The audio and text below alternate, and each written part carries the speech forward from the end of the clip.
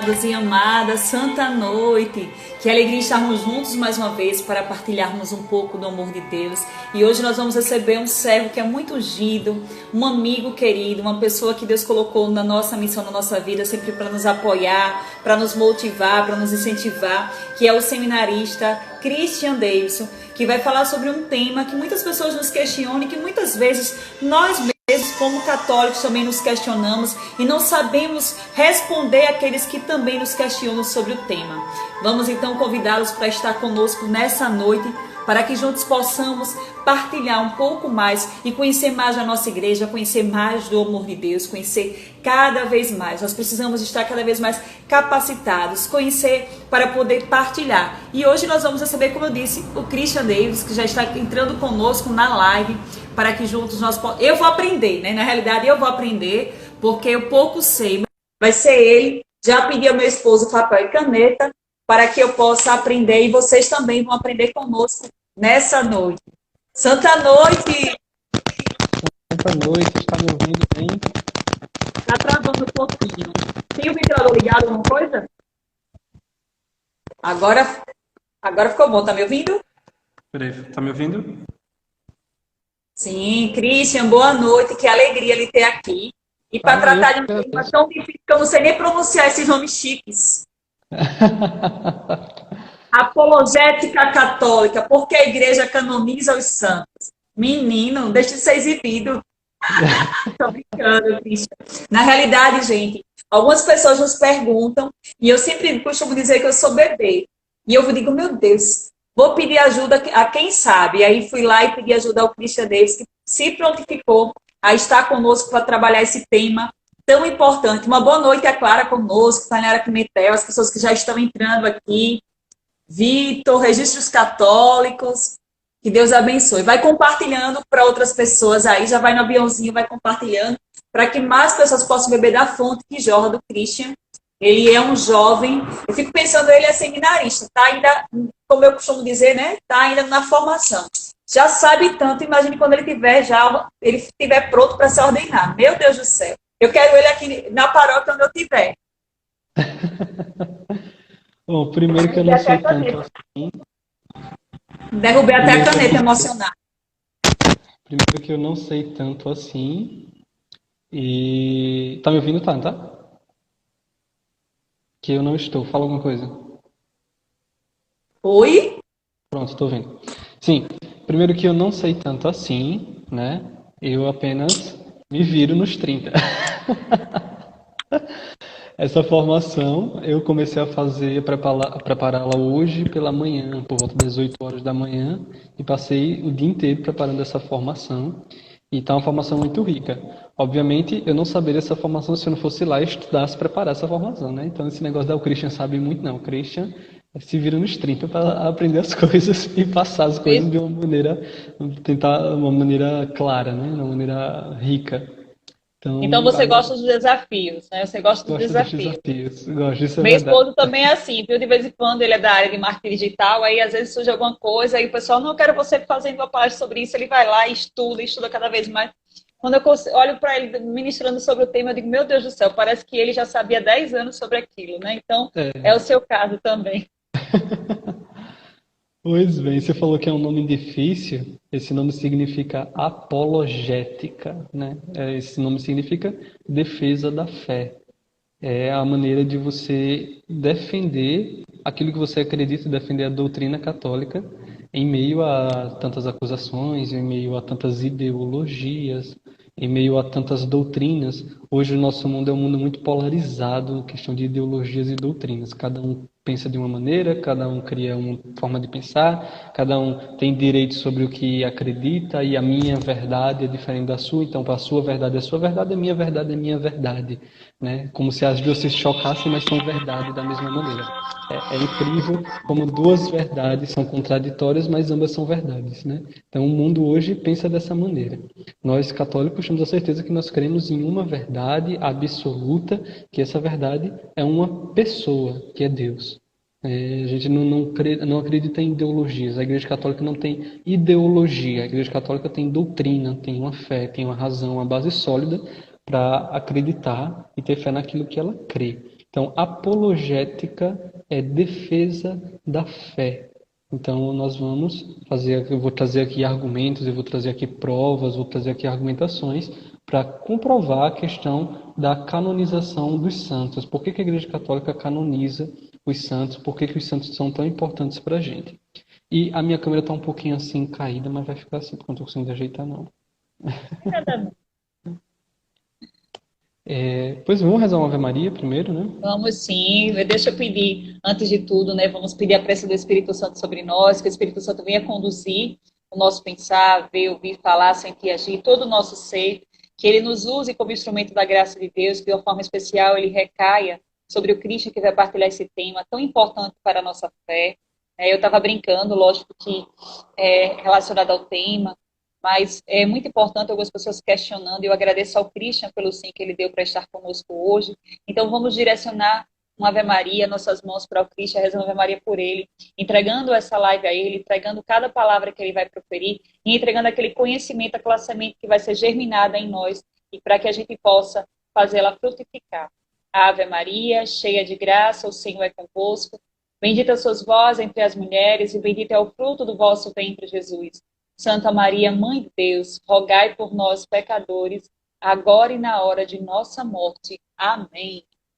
Amém. É com você, Christian. E vocês que já estão conosco, esse horário, como a gente entrou um pouco depois, acho que algumas pessoas estranharam, né, a questão do horário, mas vocês que já estão conosco, vai e compartilha para que outras pessoas também tenham acesso às informações que serão partilhadas sobre esse tema tão importante, a apologética católica, porque a igreja canoniza os santos.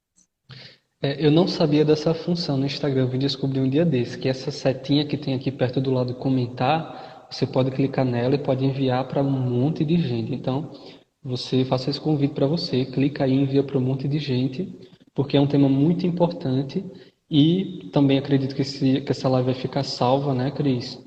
E também eu queria pedir a sua permissão para baixar ela e postar no meu YouTube, no meu canal lá no YouTube, certo?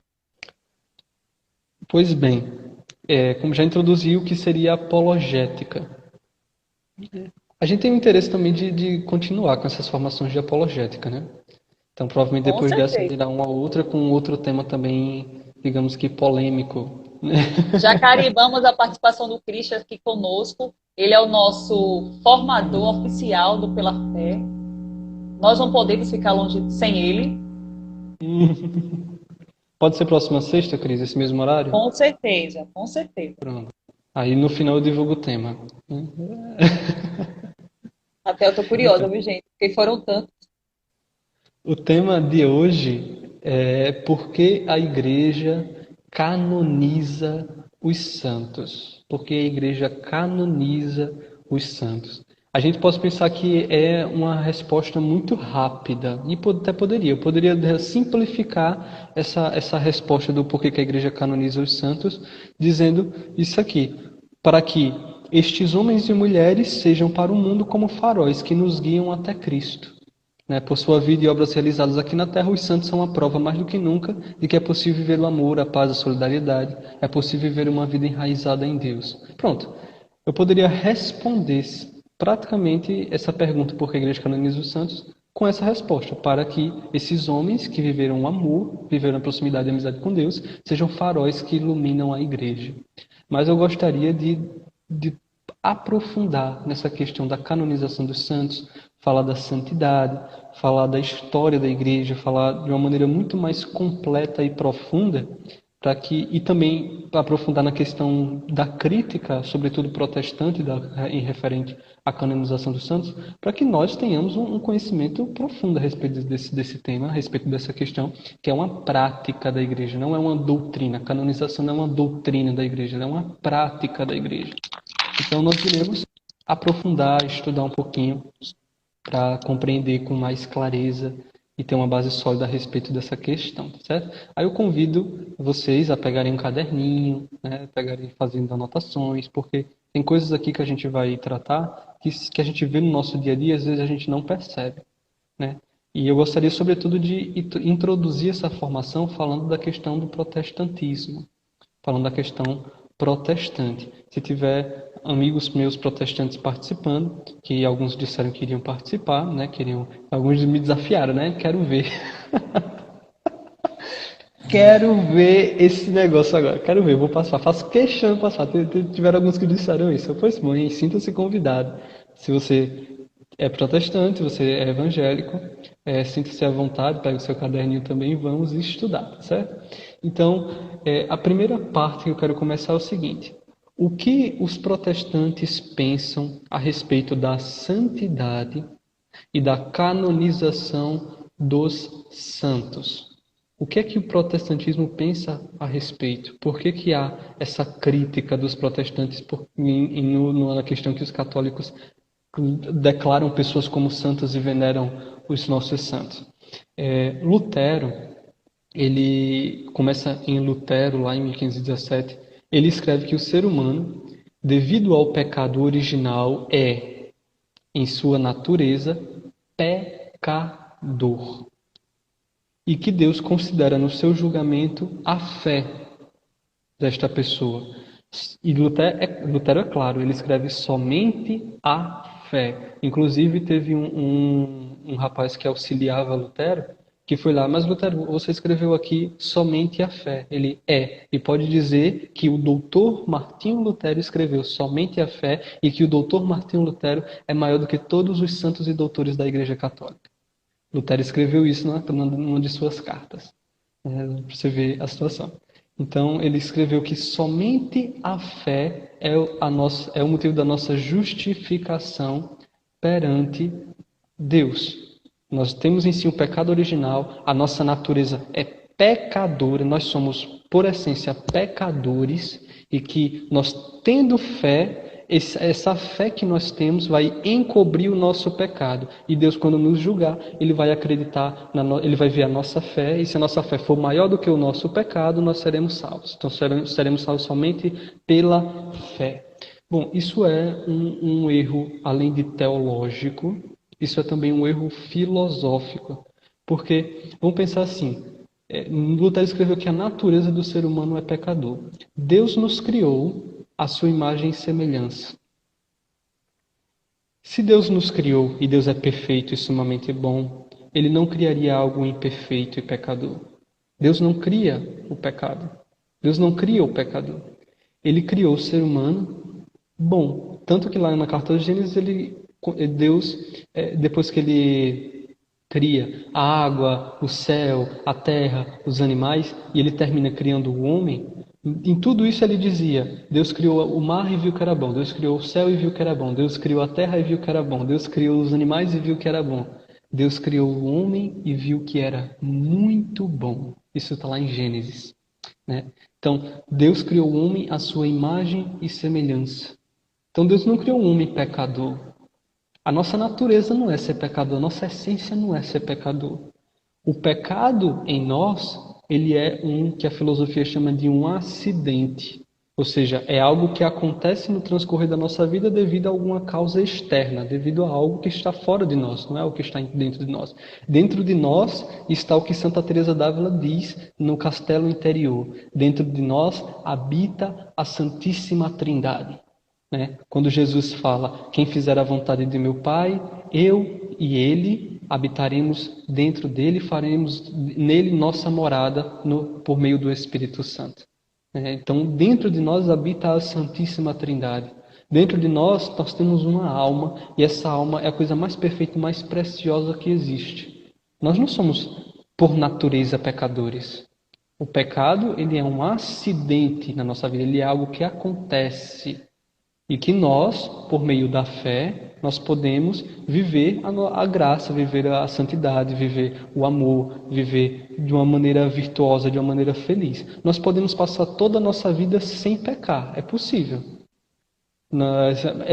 Diria muito difícil, talvez a única pessoa no mundo que conseguiu tenha sido Nossa Senhora, Jesus porque é Deus, mas Nossa Senhora, talvez São José, né? Mas tem alguns testemunhos, por exemplo, Santa Teresinha, o confessor dela disse que ela nunca cometeu um pecado mortal.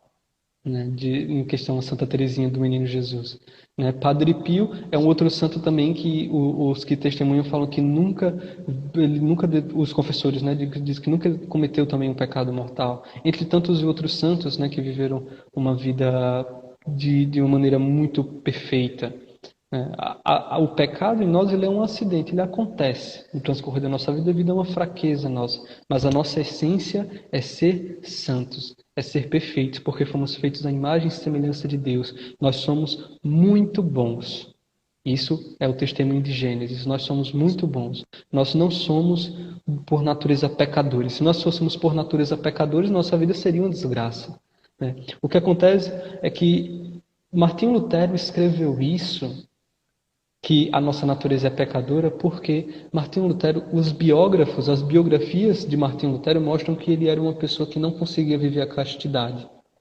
Ele era uma pessoa extremamente viciada, possuía muitos vícios, não só os vícios referentes à imoralidade sexual, mas também vícios como a ira, orgulho, soberba, vaidade, desobediência. Os biógrafos de Martinho Lutero dizem que a biografia dele é como se fosse um homem louco, um homem atormentado. Estudar a biografia de Martinho Lutero é algo que você lê o perfil biográfico daquele homem e pensa, meu Deus, esse homem possui uma doutrina falando de Jesus Cristo. Inclusive, você estudar a morte dos santos, por exemplo, você vê que, por exemplo, Santa Rita de Cássia, até hoje, o túmulo dela exala cheiro de rosas. Né? Houveram santos que parece que não morreram, parece que adormeceram. Né? Ou menos os santos mártires que tiveram uma morte triunfante. A morte de Martinho Lutero, ele teve uma morte súbita, onde ele causou uma hemorragia interna, em que os carregadores que carregaram o corpo dele até o lugar onde ele seria sepultado, diversos momentos no caminho tiveram que deixar o corpo no chão, sair de perto do corpo por causa do fedor que exalava, para vomitar, porque não aguentavam aquele fedor. Então, os biógrafos de Martinho Lutero mostram o perfil biográfico de Martinho Lutero, e isso não estou falando de biógrafos católicos, não, estou falando de biógrafos protestantes que conviveram com Martinho Lutero. Mostram que ele era uma pessoa extremamente atormentada. Eu já vi um biógrafo dizendo que ele parecia que ele era amigo do demônio.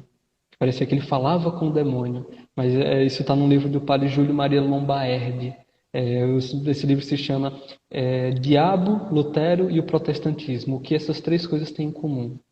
Ele é um padre católico, né, mas ele escreve essa questão, mas a gente não tem uma comprovação de que ele conversava com o demônio. Mas o que, de fato, as pessoas mostram a respeito dele. Então, o protestantismo de Lutero nasceu sob esse fundamento de que nós somos pecadores e que a nossa fé vai encobrir o nosso pecado perante a justificação. Diferente do que a Igreja Católica acredita, que nós somos perfeitos e que o nosso pecado encobre a graça de Deus. Então, quando a gente peca, a gente está encobrindo a graça de Deus, mas pelo perdão de Deus a gente pode afastar o pecado e viver sobre a graça. Então, isso é praticamente a base do que nós iremos trabalhar hoje. Um exemplo disso também é que os protestantes eles têm um horror ao pecado da idolatria. Exatamente por isso, que a adoração, a idolatria seria a adoração de outros deuses além do nosso Deus, a adoração de alguma coisa, a adoração de ídolos.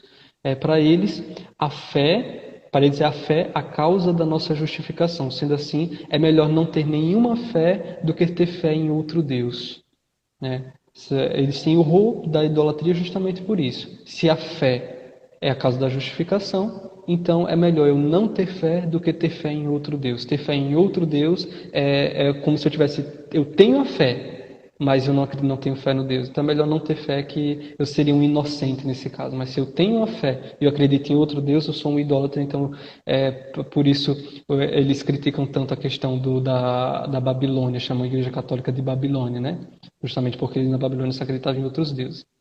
Então, daí vem a crítica aos santos católicos, às imagens, né? Justamente por isso. Não, olha a fé deles, eles têm fé nos santos, eles têm fé nos homens, eles têm fé nos pecadores como nós. Então, por isso que os protestantes criticam tanto essa questão da nossa veneração aos santos. Lutero ele tem uma carta a Melanchthon, não sei se é assim que se pronuncia, Melanchthon, não sei, mas a carta escrita em 1521 que ele fala: seja pecador, peque fortemente, peque muito, mas creia mais fortemente ainda. Devemos pecar, já que é o que somos. Nós devemos pecar. O pecado não nos separará de Deus. O pecado não nos separa de Deus. Ainda quando cometemos a fornicação, ou seja, o sexo fora do casamento, ou o morticínio, ou seja, o homicídio. 1000 e 1000 vezes ao dia. Ou seja, se eu cometer a fornicação ou matar 1000 e 1000 vezes ao dia, esse pecado não me afastará de Deus. Por quê? Se eu posso pecar, mas eu devo ter uma fé mais forte do que o meu pecado. Isso é uma carta que ele escreveu a um rapaz que ajudava ele também nos escritos. Outra carta, que não é uma carta, está escrito no livro, chamado Cativeiro Babilônico, diz, Martinho Lutero diz: o cristão ou o homem batizado não pode, ainda que ele quisesse, perder a sua alma por qualquer pecado que ele cometa, por maior que seja o pecado, a menos que esse homem se recuse a crer. Ou seja, eu só posso perder a minha fé se eu não tiver fé. Então, para Lutero, ele só precisa da fé. Precisamos somente da fé. Ora, e não de obras. Justamente por isso ele condena a carta de Santiago. Né? Ele chama a carta de Santiago a carta da Bíblia. Para você ver, o pai do protestantismo, que falou sobre a sola escritura, somente as escrituras, que defende tanto a Bíblia. Ele chamou a carta de Santiago de carta de palha, porque ela não concordava com aquilo que ele concordava. Né? Então, para ele, a gente precisa somente da fé e não das obras. O amor é uma obra. Logo, nós não precisamos amar.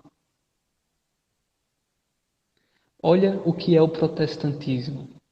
Nós não precisamos amar, porque o amor é uma obra, então a gente não precisa amar. E isso acontece hoje. O triste é que isso acontece hoje. A minha fé com Deus é minha, eu não preciso fazer caridade, eu não preciso ajudar ninguém. Né? A gente ajuda porque é bom, né? Deus ensinou isso, mas eu não preciso. A minha fé é uma fé individualista. O protestantismo é isso, é uma fé individualista, onde eu creio em Deus e é a minha fé com Ele que importa. Né? Se não precisamos das obras, nós não precisamos dos sacramentos. É por isso que o protestantismo não acredita na missa, não acredita na Eucaristia. O protestantismo não acredita nas devoções, não acredita na confissão. Não precisamos de obras, não precisamos fazer nada. A gente só precisa crer, precisa ter fé. Quanto mais eu creio, mais eu tenho certeza da minha salvação. Né? E além de que a fé protestante é diferente da nossa concepção de fé. A nossa fé implica em ter a plena certeza daquilo que a gente não vê.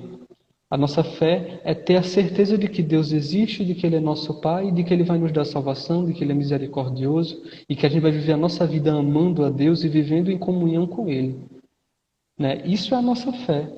A fé protestante, ela é uma fé emocional. Quanto mais eu creio, mais eu tenho certeza da minha salvação. É por isso que eles são assim: creia, adore meu irmão, adore, aleluia, creia. Quanto mais eu creio. Se eu não sentir que eu estou crendo, eu não estou crendo. Se eu não sentir que eu não estou crendo, a mística não acontece, o Espírito Santo não desce. Oh, aleluia! É mais ou menos isso. Né? A nossa fé é diferente. A nossa fé, nós quando vamos deitar à noite, 10 horas da noite, a gente tem a certeza absoluta, tranquila, com clareza, de que o sol se nascerá. 5, 5:30, 6 horas da manhã. Né? De que o sol nascerá e que teremos mais um novo dia. A gente tem essa tranquilidade. Os protestantes é como se eles fossem deitar e eles tivessem fazer aquela oração: o sol vai nascer amanhã, eu tenho fé em Deus, tenha fé em Deus, porque o sol vai nascer amanhã. Quanto mais fé ele colocar que o sol vai nascer, e aí o sol nasce. Quando o sol nasce, aleluia, nasceu, porque eu tive fé. Eu tive fé. Né? Então, a base protestante está sobre isso. A questão do protestantismo também, que eles falam ele é pecador como eu. Né? Por isso que eles desprezam o outro praticamente. Por que eu vou me confessar com um padre se ele é pecador como eu? Isso entrou no catolicismo. Tantos católicos chegaram para mim: meu filho, eu sou católico, mas eu não me confesso não. Por que eu tenho que me confessar com um padre que é pecador como eu? Ele é tão pecador como eu, por que eu tenho que me confessar como ele? Né? Na verdade, o que aconteceu foi que Lutero olhou para si, viu um monte de imoralidade, viu um monte de vício, viu que ele não conseguia viver a santidade, viu que ele não conseguia vencer o pecado. e ele achou que a essência dele é ser pecador, ele nunca conseguiria vencer tudo isso. Então ele desistiu, e desistindo, ele acreditou que quanto mais fé ele colocar na vida, mais ele vai ser salvo, e que ele não precisa lutar, não precisa das boas obras, não precisa ter uma vida de santidade para alcançar a salvação. Então, essa é a base protestante sobre esse fundamento que critica a canonização dos santos da igreja. Por que a igreja canoniza pecadores? Eles são pecadores, e de fato os santos são pecadores. Então por que a igreja canoniza pecadores? Por que eu tenho que venerar um pecador? Por que eu tenho que me ajoelhar diante de um pecador, diante de uma imagem, muito mais uma imagem? Né? Então para eles, a gente está cometendo o pecado da idolatria, porque a gente está adorando e tendo fé, já que eles não têm a mesma concepção de adoração e de fé que nós estamos adorando e tendo fé em um pecador. Para eles, a gente está fazendo isso. Mas, digamos que essa crítica deles, eles não têm culpa, já que o pai deles nasceu com essa crítica. Então, isso é natural deles, né? Ser protestante é criticar, é protestar. É o mais que natural do protestantismo criticar essa questão da nossa fé, da diferença da nossa fé, da nossa forma de adorar, da nossa forma de venerar. É mais que normal. Então, digamos que eles não têm culpa de criticar, eles estão fazendo o que é normal deles. Mas nós, como é normal para nós devemos justificar, explicar. Estamos fazendo isso porque cremos de outra maneira. Nós cremos que dentro de nós há a Santíssima Trindade. E quanto mais eu me afasto do pecado, mais eu vivo uma perfeição. Quanto mais eu me aproximo de Deus, mais eu cresço em graça, mais eu cresço em santidade. E esta santidade que eu estou vivendo, essa santidade que eu estou alcançando, essa perfeição que eu estou alcançando, ela pode ser um farol que ilumina a vida de não só outras pessoas ou de uma região, mas de toda a igreja no mundo inteiro. Né? Santo Antônio, na ladainha dele, diz que ele é santo do mundo inteiro. Né? Olha que coisa linda. Então, os santos, eles são faróis. Essa pessoa conseguiu. Essa pessoa alcançou. Então, eu posso me espelhar nessa pessoa e viver também uma perfeição. Ser santo é possível. Essa pessoa conseguiu. Né? Por isso, nos últimos tempos, temos tantos santos canonizados. A igreja está pensando justamente isso. As pessoas não justamente por esse pensamento protestante que entrou dentro da igreja católica, as pessoas não sabem mais viver a santidade. As pessoas ou não querem, ou não sabem, ou não conhecem mais a santidade. Então, canonizaremos vários santos, vamos canonizar mais santos, para que esses santos alcancem mais ainda a vida dessas pessoas, e essas pessoas vejam nesses santos e se espelhem. Então isso começou com o Papa São João Paulo II. O Papa São João Paulo II canonizou mais de 400 santos. O Papa Francisco, hoje, ele é o recordista, já tem 800 e poucos santos canonizados.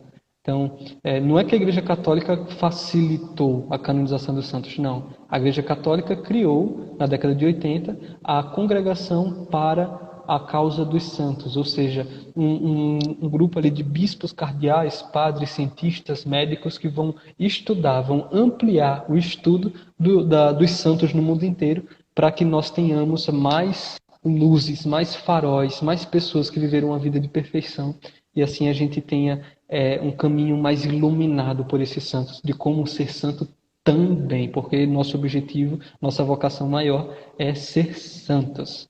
Amém? Amém. Então, alguma pergunta, Cris, do que eu falei até agora? Não, você me fez lembrar de uma situação relacionada a algumas pessoas que são protestantes, né, evangélicas, que aquela pessoa está o tempo todo cometendo vários pecados mortais, pecados veniais, aí aquela morreu. Aí ele chegou já perto da pessoa morrer no leito de morte, diga, olha, aceite o Senhor Jesus Cristo, que você vai para o céu. Acha que simplesmente só o fato da pessoa dizer, eu aceito Jesus Cristo, só responder isso, sim, eu aceito Jesus Cristo, que vai para o céu. Então, é uma coisa que comumente as pessoas fazem isso, né? Querem viver de qualquer forma, sem buscar viver a santidade, e diz que naquele momento que só aceitou Jesus em palavra, nem começou a ter uma mudança de vida, mas já é uma pessoa que é merecedora do céu, já encontrou a salvação. Então, isso é uma coisa que a gente precisa refletir como cristãos católicos. Justamente, né? O protestantismo, ele se fundamenta justamente sobre isso, sobre a fé. Eu creio, então estou salvo. Então eu vou aumentar a minha fé, vou aumentar o meu crer em Deus, para que eu tenha mais certeza da minha salvação. Porque se eu pecar muito, eu tenho que crer muito, eu tenho que ter muita fé. E se eu cometo pecados, então eu tenho que cometer atos de fé. E esse ato de fé eu tenho que sentir, esse ato de fé tem que ser vivo. Por isso que os protestantes são pentecostais, entendeu? Na Igreja Católica a gente tem esse movimento carismático, né, que também usa dessa espiritualidade pentecostal, da oração em língua, dos dons. Às vezes a gente encontra até lugares que são semelhantes ao protestante, a uma igreja protestante. Há lugares que eu já vi lugares assim, mas a gente tem que saber discernir bem.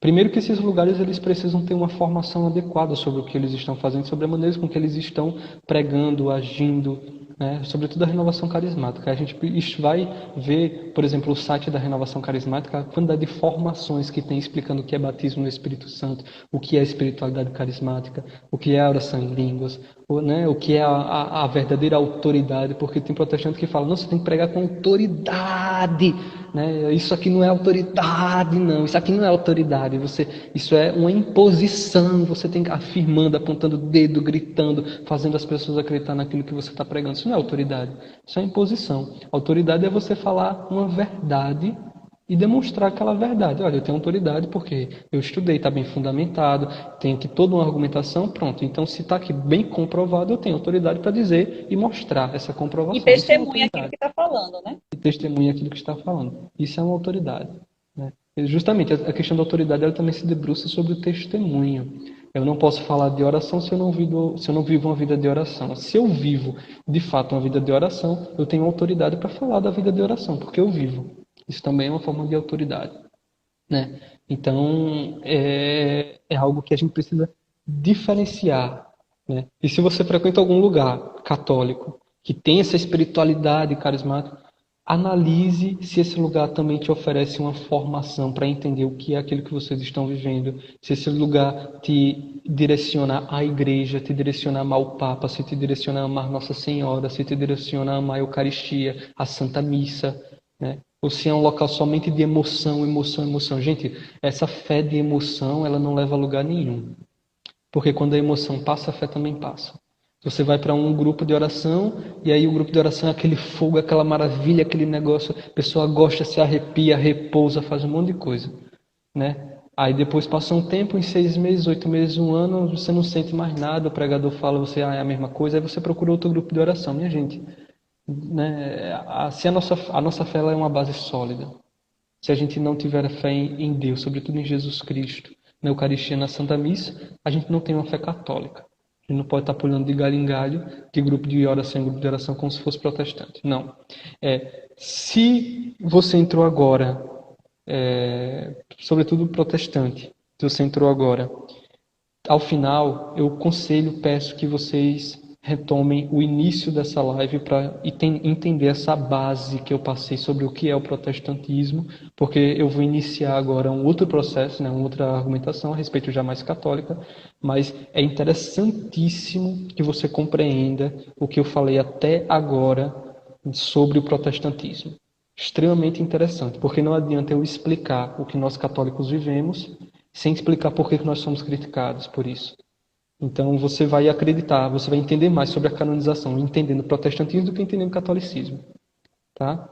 Então eu aconselho, ao final desta live, você retoma e assiste esses 10 minutos mais ou menos, né, que eu falei até agora. Né, deve ter uns 10 minutos. Não, ou não. Tem quanto tempo já que eu estou falando aqui? 40, uns 30. Misericórdia! Eu então, também nem percebi. Eu recomendo que você retome, volte ao final para assistir. Tá? Então, a segunda parte. O que significa a palavra canonização? Já estou iniciando aqui uma outra argumentação, já entrando na Igreja Católica. O que significa canonização? Canonização não é nada mais, nada menos do que incluir no livro do cânon, ou seja, ou no cânon. É o livro dos santos, ou o cânon dos santos, a lista dos santos. É um cânon. Cânon é uma lista, é um livro, Então, canonizar é você pegar um nome e colocar lá, colocou na lista. Isso é canonizar, né? Então, a Igreja Católica canoniza os santos, que são, na verdade, uma pessoa morta, que morreu, mas que na sua vida ela praticou atos heróicos e virtudes de tal forma que ela viveu a santidade. E por isso recebe o reconhecimento da igreja que ela está no céu. E pode assim ser venerada publicamente por toda a igreja do mundo inteiro. Então, canonizar é quando a igreja reconhece que uma pessoa viveu a santidade e essa pessoa está no céu, do lado de Jesus, e esta pessoa pode ser venerada publicamente por toda a igreja. Pode construir igreja com o nome dessa pessoa, pode orar pedindo a intercessão dessa pessoa, pode ser uma pessoa venerada, porque ela está no céu. Então a igreja reconhece que esta pessoa está no céu. O Catecismo da Igreja, no parágrafo 828, diz que ao canonizar... vai abrir aí? Não, pode falar, passando atrás. 828. Ao canonizar certos fiéis, isto é, proclamar solenemente que esses fiéis praticaram heroicamente as virtudes e viveram na fidelidade à graça de Deus, a Igreja reconhece o poder do Espírito que está em si e sustenta a esperança dos fiéis, propondo como modelos intercessores. Ou seja, a igreja proclama solenemente que esses fiéis praticaram virtudes heróicas e viveram fidelidade a Deus. E a igreja reconhece uma virtude que está em si. Que virtude é essa? A autoridade do Espírito Santo. Reconhece o poder do Espírito que está em si. E por isso, com essa canonização, ela sustenta a esperança dos fiéis, ou seja, nós, eu e você e todos nós que estamos assistindo, colocando esses santos, esses homens que viveram esses atos de virtudes heróicas, esses atos de heroísmo, essa vida de santidade, colocar ele como modelo intercessor para toda a igreja. A igreja nos presenteia com santos. É um presente que a igreja te dá, são esses santos, ao canonizá-los. Então é uma proclamação solene de que essas pessoas viveram a santidade e que elas servem de modelo para toda a igreja. Isso é a canonização. Então, como se dá o processo de canonização na igreja? Então, quando uma pessoa morre com fama de santidade, a diocese inicia um trabalho de recolhimento de dados, testemunhos, documentos, cartas, declarações de que indicam que aquela pessoa teve uma vida de santidade. A igreja começa um trabalho minucioso. É um trabalho. Está sendo feito agora sobre Dom Henrique. Exatamente. Eu vou falar já sobre Dom Henrique.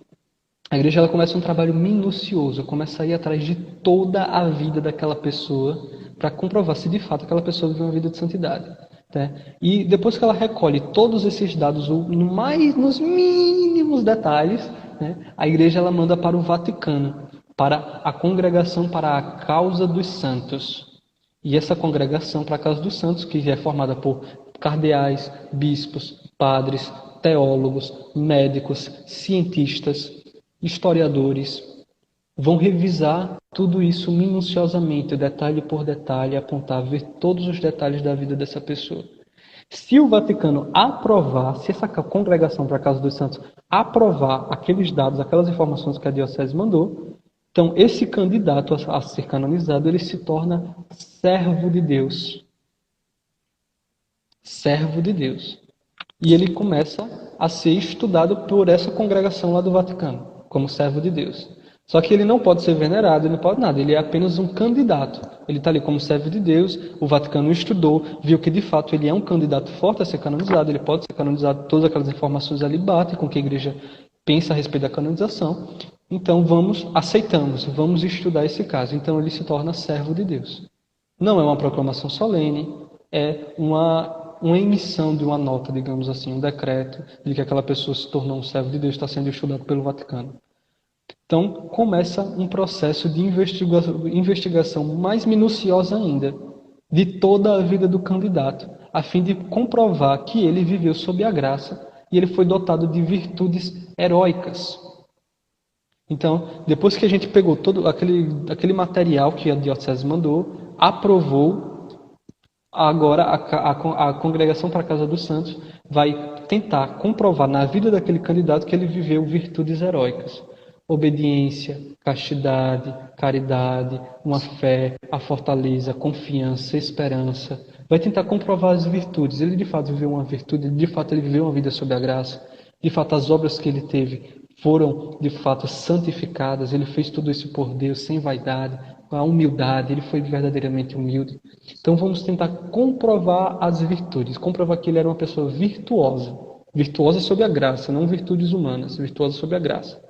Então, começa a ter essa investigação, né? Uma investigação mais profunda, que é praticamente biográfica, recolher testemunhos. Se foi um padre, conhecer as pessoas que serviam ao lado dele para saber como ele era nos bastidores, né? Saber como era a pessoa em todos os seus âmbitos. Pessoas que frequentavam a casa, os familiares, saber da infância. Então, vai detalhadamente estudar profundamente a vida daquele homem. É algo criterioso. Se for comprovado que ele tem as virtudes heróicas, ele é reconhecido como venerável. E aí já é uma proclamação da igreja que ele é um venerável. Então, como venerável, nós podemos distribuir relíquias. Ele não pode ter nenhuma igreja, mas ele pode ter um altar dentro da igreja onde as pessoas podem ir pedir oração, porque ele já é uma pessoa que tem as virtudes heróicas comprovadas, ou seja, já tem uma vida de santidade. Ele homem já é santo, digamos assim. Ele viveu de fato uma vida heróica. E aí começa um outro processo. Ele, como venerável, vamos estudar um possível milagre. Se houve milagre, vamos comprovar esse milagre. Então, esse passo é o passo para a beatificação desse candidato, desse venerável. Então, a igreja, para comprovar esse milagre, ela conta com cientistas e médicos que são de outras religiões e principalmente ateus, que não acreditam em milagres, não acreditam em Deus, que vão estudar aquele milagre. E eles investigam de maneira criteriosa, buscando aí farsa, eles tentam comprovar todo tipo de farsa, todo tipo de falsidade. Eles querem descobrir a veracidade, se foi de fato um dom, algo sobrenatural, um milagre que aconteceu. Por quê? Se for comprovado que aconteceu um milagre, aquela pessoa está no céu. Aquela pessoa está no céu. Né? Então, se for comprovado esse milagre, essa pessoa tem a proclamação solene no Vaticano de que é beato. Então, ela recebe a beatificação. Depois que essa pessoa é beato, há um outro critério para essa pessoa ser canonizada, ou seja, ser santa, de fato, ser reconhecida. Não é ser santa, é ser reconhecido como santo.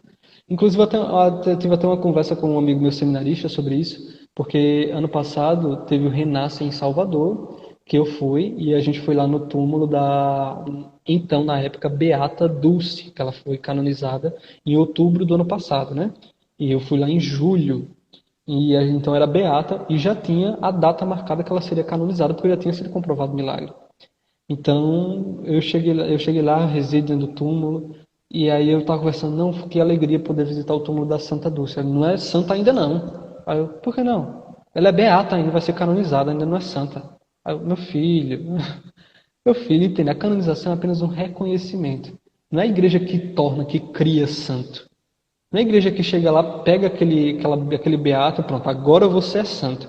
Não é isso. A igreja chega um determinado momento, na comprovação do segundo milagre, a igreja reconhece, essa pessoa já está no céu, essa pessoa já é santa. Ela só proclama solenemente. Então, quando eu disse que ela era santa, eu só estava afirmando aquilo que a igreja já disse, antes de proclamar solenemente. Porque ela iria proclamar solenemente em 2 meses posteriores. 3, no caso.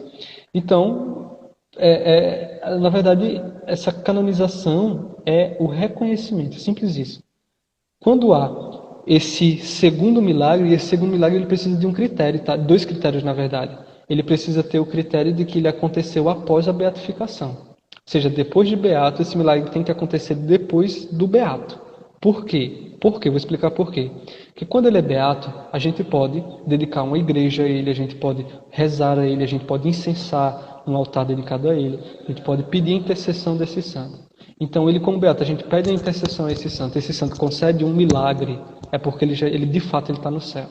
De fato, ele está do lado de Deus e de fato ele está intercedendo a Deus pela nossa vida. Então, se ele aconteceu um milagre após a beatificação, ele pode ser santo. Ele pode ser canonizado, de fato. Desculpe. Então, e acontece também que esse milagre ele precisa acontecer em um lugar que seja relevante à vida daquela pessoa. Por quê? Porque não adianta acontecer um milagre na China e a igreja pegar aquele milagre da China e atribuir e dizer que foi intercessão do santo, que é um santo brasileiro, por exemplo. Entendeu? Então, esse milagre ele precisa acontecer num local relevante. Por exemplo, se eu não me engano, o rapaz que pediu a intercessão da Santa Dulce, se eu não me engano, que foi comprovado de Santa Dulce, né? O segundo milagre. Ou ele é carioca e se tratou em Salvador, ele é Salvador e se tratou no Rio, ou foi em São Paulo, alguma coisa assim. Mas aconteceu em um local que foi relevante. Só pelo fato de ser no Brasil, já é uma beata, seria uma época uma beata brasileira. Então, esses dois fatos do segundo milagre da canonização são necessários. Depois que acontece essa beatificação, então acontece, a igreja proclama, marca a data aí da proclamação solene da canonização do santo. Uma outra forma de ser santo, de ser canonizado, que é a forma mais fácil, que foi o que Santo Antônio e São Francisco lutaram tanto, é a do martírio, ser um mártir de Cristo. Para ser mártir, para ser canonizado como martírio, não precisa de milagre, não precisa ter aprovação de milagre nenhum. Né? Há uma investigação profunda para saber se de fato houve o martírio. Porque o que é o martírio? O martírio é uma livre escolha de morrer sem negar a Deus. A pessoa fala, negue a Deus ou eu lhe mato. O que você prefere? Eu falo, eu prefiro morrer, mas não nego a Deus. Então pronto, eu vou lhe matar. Você tem certeza? Tenho. Pode matar porque eu quero ir para o céu, eu quero ser o mártir. Eu não negaria a Deus de forma alguma. Eu aceito morrer por Deus. Tem, se eu vou lhe matar. Negue a Deus. Aí a pessoa não nega a Deus. Isso é um martírio. Porque não adianta, por exemplo, se uma pessoa chega metralhando a igreja somente por serem católicos, aquelas pessoas não são mártires. Às vezes a gente pensa que mas na verdade são testemunhas.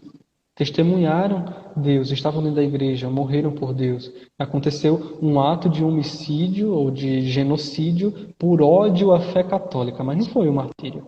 O martírio é aquela pessoa que tem a livre escolha de morrer para não negar o nome de Deus. Então, não precisa de milagre, porque essa livre escolha de morrer por Deus, sem negar a Ele, já é um ato de amor comprovado. Né? Para Deus, o amor é o que há de mais importante. Então, para Deus, não há amor maior do que aquele que morre pelo seu irmão. Então, não há amor maior do que aquele que morre por Deus. Então, ser mártir é isso, é morrer por amor. Então, Santo Antônio sonhou em ser mártir.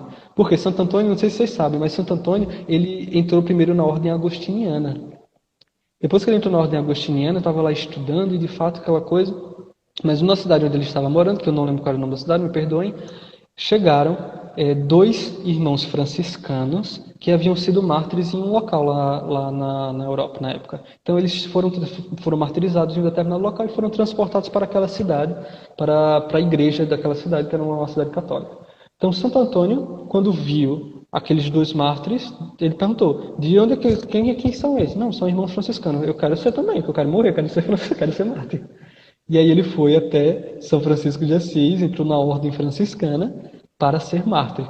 Inclusive São Francisco de Assis também, o sonho dele era ser mártir. Tanto que Santo Francisco de Assis foi mais ou menos assim. Santo Antônio, você vai para lá, tentar ser mártir lá, e eu vou para o Egito tentar ser mártir no Egito. Você vai para os pagãos, eu também vou para os pagãos. Ambos foram e nenhum morreram de martírio, mas viveram a vida toda esperando martírio.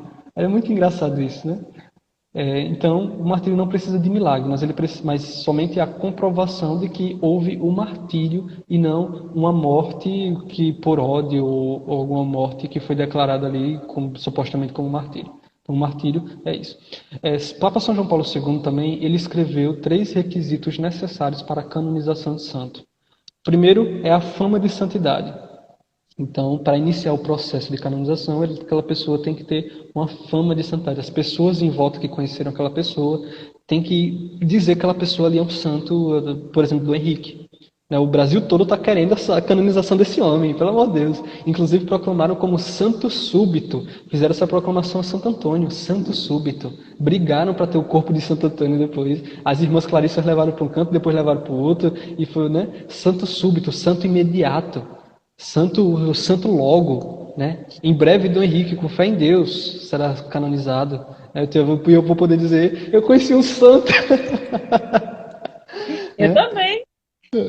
Então, nossa, será uma alegria imensa. Como eu disse, a canonização é um presente para a igreja, né? Desse ter mais unção. Então, a fama de santidade. Segundo ponto, virtudes comprovadas. Precisa comprovação das virtudes. Ele foi uma pessoa virtuosa. E o terceiro, nenhum obstáculo que impeça o processo de canonização. O que seria esse obstáculo? Esse obstáculo seria, por exemplo, dados ou informações inconsistentes. A igreja precisou de tais informações a respeito, por exemplo, no caso de um padre, a respeito dos 10 primeiros anos de sacerdócio desse padre, como foi os relatórios, como foi as direções espirituais, como foi os sacramentos. E não teve esses dados dos 10 primeiros anos. Foi algo que ninguém encontrou nada, procuraram nas paróquias e ninguém encontrou, e só tem dados depois de muito tempo. Então isso é algo que impede, porque você não tem informação necessária a respeito daquela pessoa. Você não pode canonizar um santo assim. Ou então, uma outra coisa que possa ter acontecido na vida dessa pessoa que possa impedir a canonização. Se, por exemplo, vou manter a situação de um padre. Foi um padre que, nos primeiros anos de sacerdócio, ele cometeu uma fraqueza e caiu no pecado sexual, engravidou e tem um filho. Imagina, vamos criar uma situação dessa. Mas, depois de 20 anos de padre, ele foi um padre que se dedicou à espiritualidade, teve de fato uma fama de santidade, as pregações, viveu de fato a santidade. Mas tem um filho. Como é que a igreja vai canonizar um padre desse, que tem um filho? Como é que vai ser isso? Né, uma situação dessa. Por mais que essa pessoa viveu em santidade, essa questão do filho dele impede a canonização. Por quê? Porque a canonização é aquele padre farol para a igreja. É aquele padre modelo para a igreja. Então, o padre, de fato, ele pode ter vivido a santidade. Ele pode ter morrido santo. Mas ele é santo no coração de Deus. Deus acolheu como santo, as pessoas que viveram dizem ele, de fato, ele é santo. Mas ele não pode ser canonizado, ele não pode ser elevado ao altar para a igreja inteira, porque ele tem um fato na vida dele que pode ser levado como um mau exemplo. Então, isso é algo que impede, é um obstáculo. Então, o Papa São João Paulo II falou isso, que não tenha obstáculos que impeçam a canonização desse santo. Né? Então, a questão dos milagres. Tem uma frase do padre Olavo de Carvalho, do Olavo de Carvalho, que ele fala a respeito da canonização, dos milagres, né? A respeito dos milagres. Olavo de Carvalho, ele diz: os milagres dos santos católicos são os fatos mais bem comprovados da história do mundo. Justamente porque o processo de canonização, o processo de critério, o processo de investigação dos milagres e da vida dos santos é algo tão minucioso, tão profundo, que eles são os fatos mais bem comprovados da história do mundo. Mas já temos 1 hora de live, né, Cris? Faltam uns 5 minutinhos, eu acho. A gente pode iniciar uma segunda? Pode sim. Você quer já encerrar essa ou quer complementar? Pode ser. Esperar? Porque Então, agora deixa eu vou tratar agora, é coisa rápida a próxima. Eu vou tratar fatos curiosos, né? Coisas Então, interessantes gente, da vocês da voltam história com da a igreja. gente na live. A gente vai encerrar por conta do tempo, de 1 hora, e a gente volta para vocês estarem conosco, então, participando. Volta com a gente. Deixa É eu só rápido? dar um aviso, quem chegou depois, eu recomendo muito que ao final da segunda live você retorne aos primeiros 30 minutos desta live agora que eu fiz, porque eu falei sobre a raiz protestante desse pensamento que critica a santidade na igreja, que critica a canonização dos santos. Então, o que eu falei sobre o protestantismo é algo muito, muito, muito importante. São os primeiros Eu 30 não minutos. sabia. Não Por sabia de muitas favor, coisas que você partilhou. por favor, ao final, quando puder, ou no perfil aqui do Pela Fé Oficial, ou então lá no meu YouTube, que eu posto, acredito que amanhã eu estou postando esse vídeo no meu canal no YouTube. Voltem, vejam esses primeiros 30 minutos sobre o protestantismo, sobre Martinho Lutero, que eu falei. É muito importante para você entender a questão da canonização, tá certo? Então, vamos encerrar essa live. Voltem, por favor, que são fatos curiosos, que são coisas muito interessantes. Você vai gostar muito de saber o que tem aqui logo em seguida, tá certo? Então, até daqui a menos de 1 minuto. Vamos encerrar e Bem logo em rapidinho, seguida bem rapidinho. recomeçar. Amados, vamos dar continuidade à live pela fé tão especial com a presença do seminarista Christian Davidson.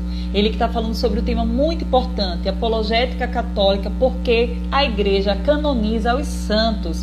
Um tema muito bacana, vale a pena vocês assistirem a primeira live que nós fizemos, onde ele explicou um pouco desde a questão do protestantismo e foi falando também como é que se dá as etapas para que haja a canonização dos santos. E agora ele vai falar conosco sobre fatos curiosos. Então, fica aí, compartilha para que outras pessoas também possam participar e beber da fonte que jorra por meio do conhecimento que o Christian sempre busca ter e tem para partilhar conosco.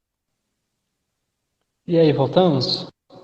Voltamos, estamos voltando aqui.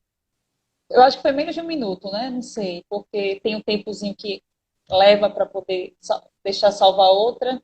Deixa eu botar aqui o tema para quem está chegando agora. Vocês que já estão conosco, vai no aviãozinho e compartilha para que outras pessoas também saibam desses fatos curiosos sobre esse tema.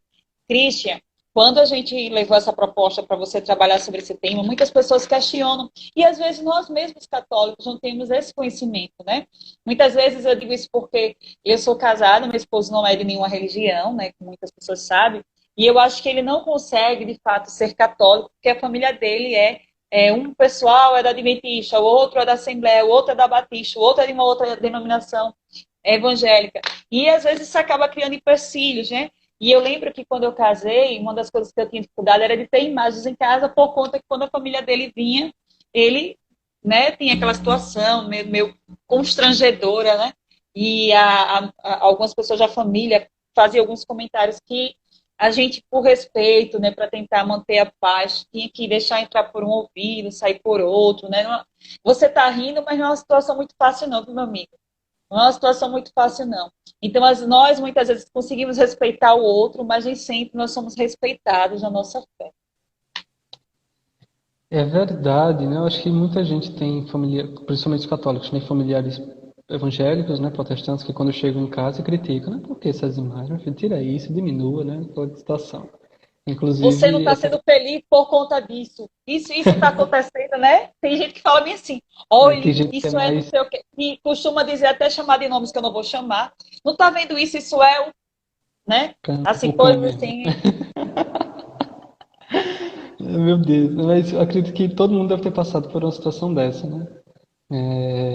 Quando já aconteceu, eu acredito que já aconteceu lá em Maribor, na casa da minha avó. Tem uma prima minha que ela era católica, se tornou evangélica.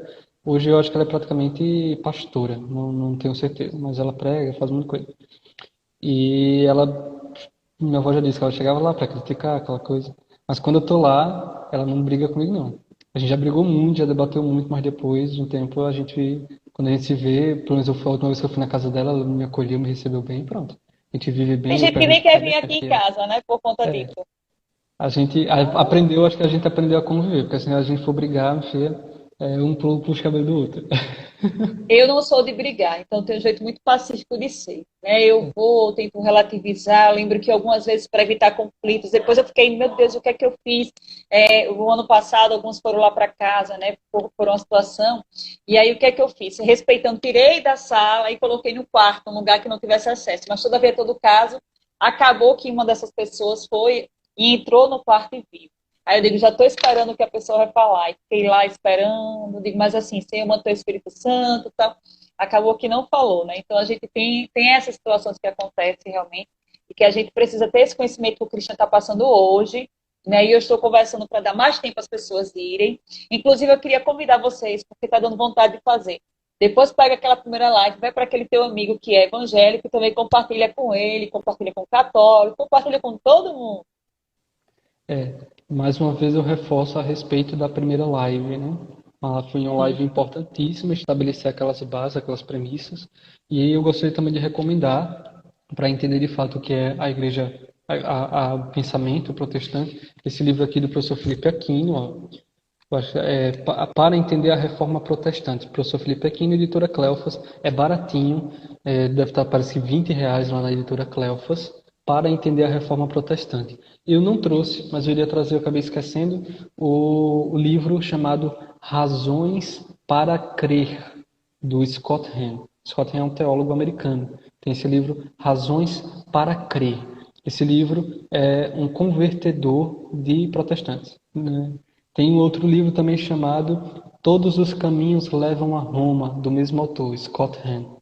Todos os caminhos levam a Roma, Razões para Crer, para entender a Reforma Protestante. São livros baratinhos, né, que são muito, muito, muito, muito bons.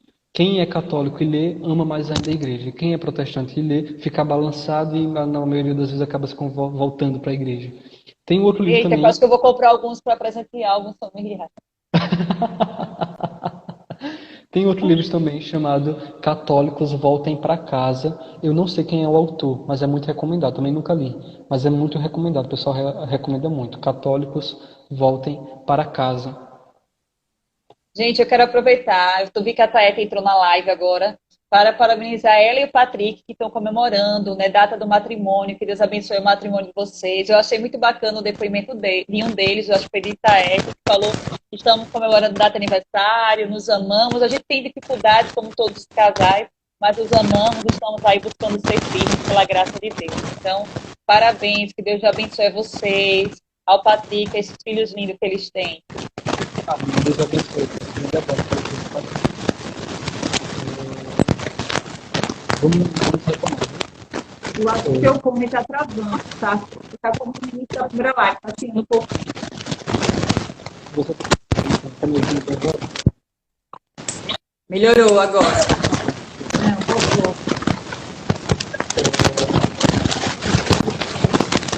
Não está funcionando. Está travado.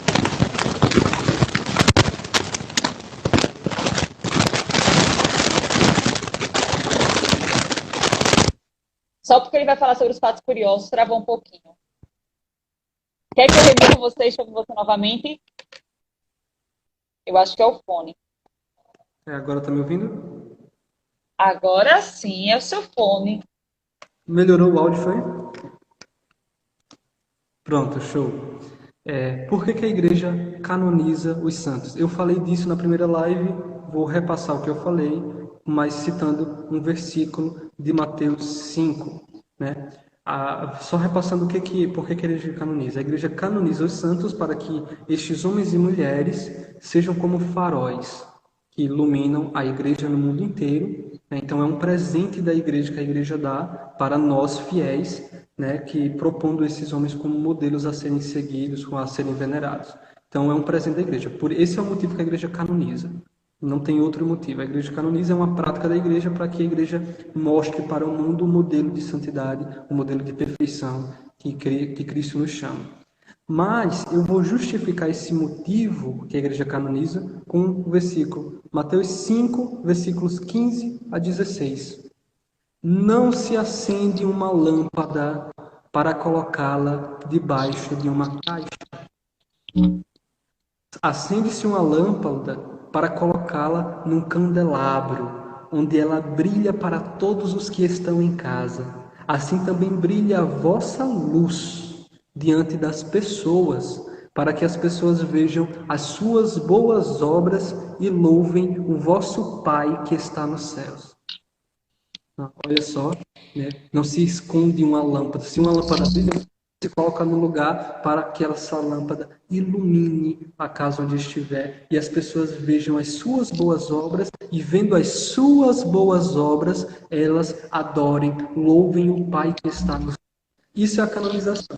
Se eu substituir esse versículo por canonização, essa é a justificativa. Canonização é colocar um santo, que é uma lâmpada, que é um farol, sobre um candelabro para que ele ilumine a casa, que é a igreja, e assim nós vendo as obras deste santo, louvemos a Deus. Tal como Santa Dulce, né? Vendo o hospital, vendo a vida de caridade que ela teve, a vida de penitência que ela teve, nós louvamos a Deus porque fez nela uma grande santa.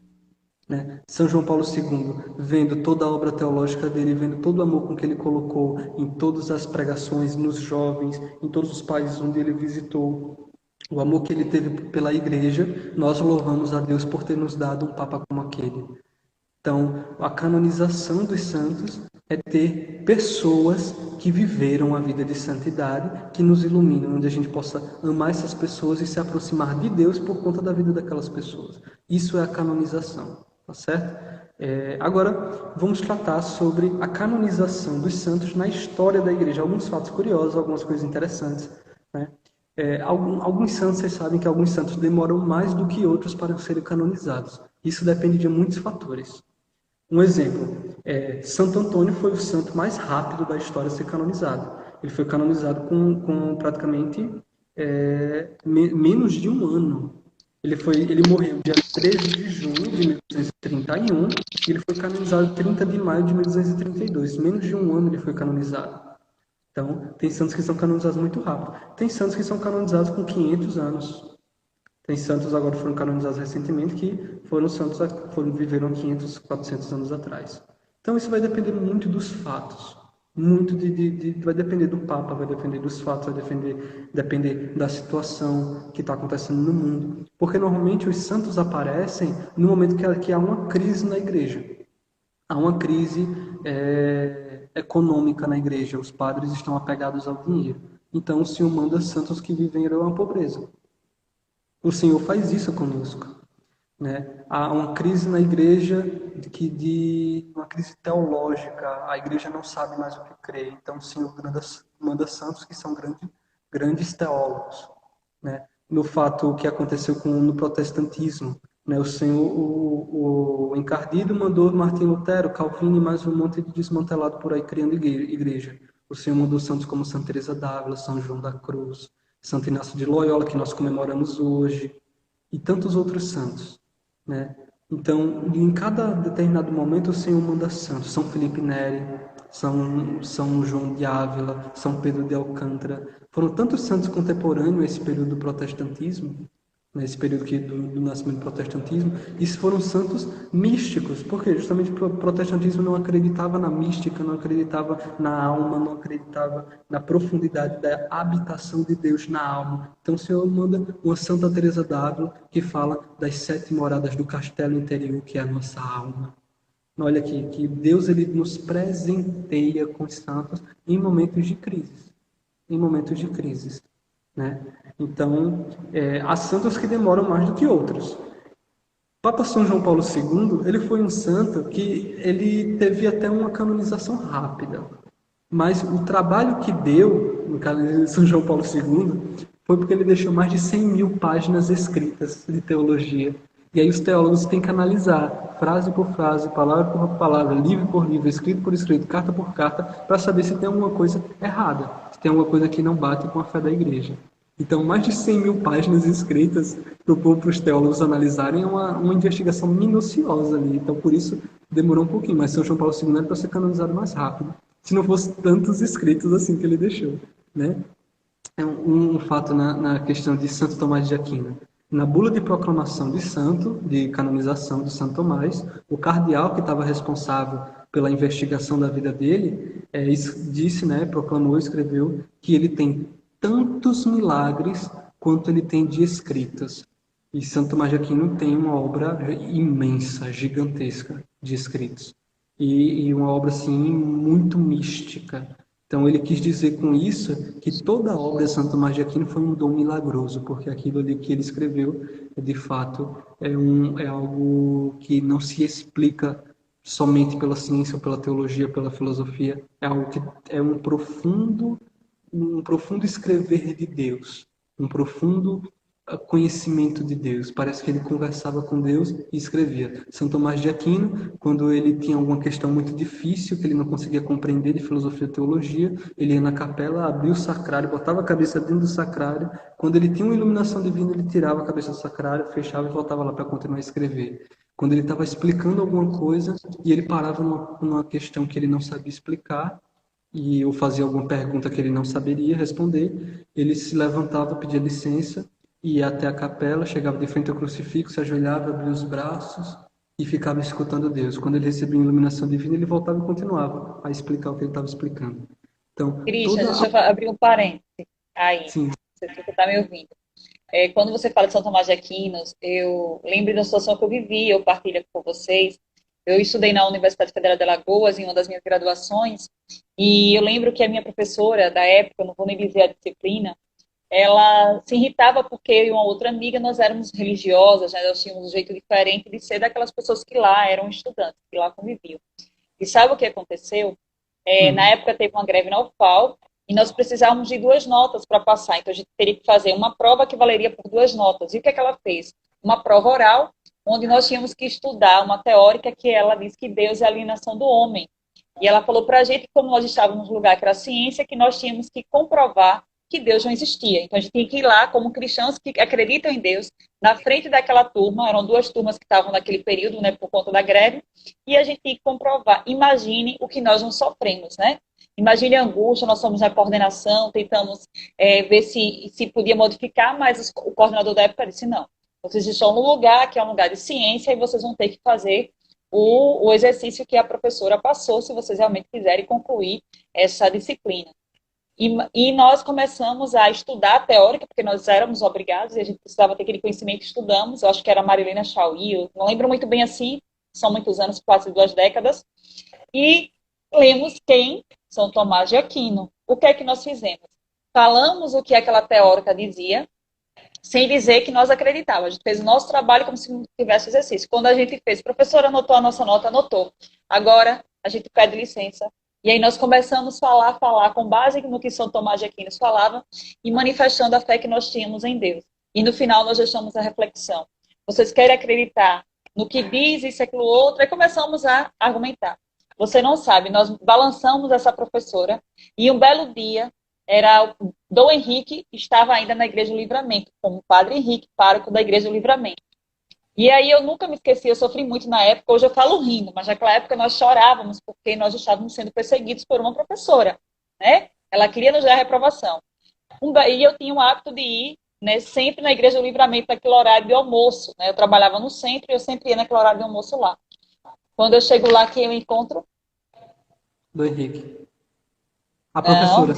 A a professora. professora participando da missa, e ela me pediu, né, perdão naquela época, porque ela sabia o que ela tinha feito conosco, né? Imagine que você é uma pessoa de fé e ela queria que a gente provasse que nós não tínhamos fé.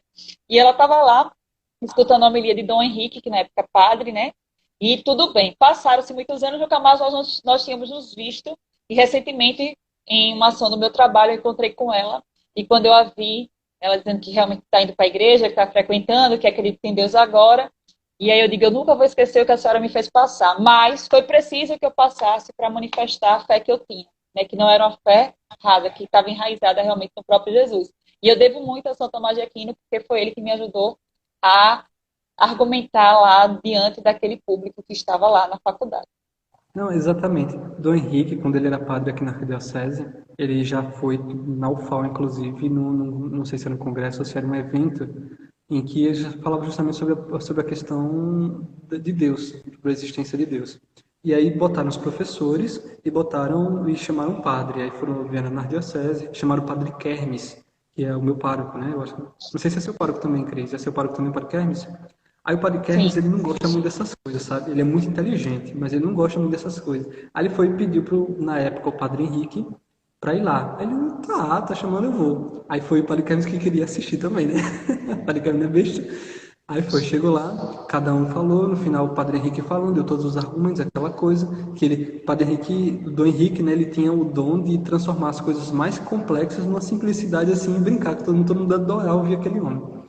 E ele fez isso e todo mundo ficou encantado com a filosofia, não, o conteúdo filosófico da sobre a existência de Deus que o padre Henrique, na época, apresentou.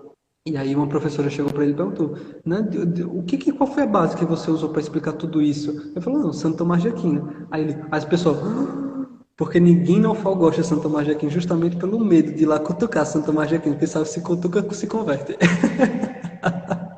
Pois é. Santo Tomás de Aquino, quando ele tinha essa dificuldade de explicar alguma coisa, ele botava a cabeça dentro do sacrário, sabe, para que Deus o iluminasse. Então, a teologia, a filosofia que Santo Tomás apresentou foi uma teologia, uma filosofia de fato iluminada pela graça de Deus. Então, esse cardeal, na bula de canonização dele, falou: ele tem tantos milagres quantos escritos. Toda a obra dele é um dom milagroso para a igreja. É por causa de São Tomás de Aquino que a igreja fala, que a igreja tem o orgulho de dizer que a teologia é uma doutrina sagrada, é uma ciência sagrada, né? Porque é uma ciência que nos coloca de frente com Deus, que nos coloca próximos de Deus. Então, é um fato curioso, né? Outro fato de Santo Antônio, eu falei sobre Santo Antônio que ele foi o santo mais rápido a ser canonizado. São João Paulo II teve muitos escritos, por isso que demorou um pouquinho. Mas Santo Antônio só precisa de 2 milagres para ser canonizado, né? A igreja conseguiu comprovar 53 de Santo Antônio. Um verdadeiro exagero, né? 53 milagres comprovados pela igreja que Santo Antônio fez em vida, tá? Isso em vida. E se você não acompanhou a live anterior, eu falei justamente sobre o critério que é para comprovar um milagre, né? Então foi comprovado 53. O Márcio mandando abraço. Abraço, Márcio. O Papa, eu falei isso na anterior, vou repetir, o Papa que mais canonizou na história da Igreja foi o Papa Francisco, com 892 santos canonizados, um verdadeiro recorde. O segundo Papa que mais canonizou foi o Papa São João Paulo II, com 482 santos. Né? Mas engraçado que a gente vê que, por exemplo, os Papas... O Reinaldo agora se assustou com os números, fez, nossa! O Cícero do Pela Fé... O Cícero do Pela Fé colocou, conhecereis a verdade e a verdade vos libertará. Busquemos conhecer a palavra de Deus para sermos santos. Exato. Então, justamente porque a igreja reconheceu que esses santos, sempre reconheceu, mas hoje a igreja nos dá os santos como esse farol, como essa iluminação, para que a igreja siga, para que os fiéis possam ter um caminho ali guiado por um santo, tenham essa veneração e aprendam, busquem a santidade. Hoje é possível ser santo, né? São Cirilo de Jerusalém, um fato muito importante de ressaltar na história da igreja.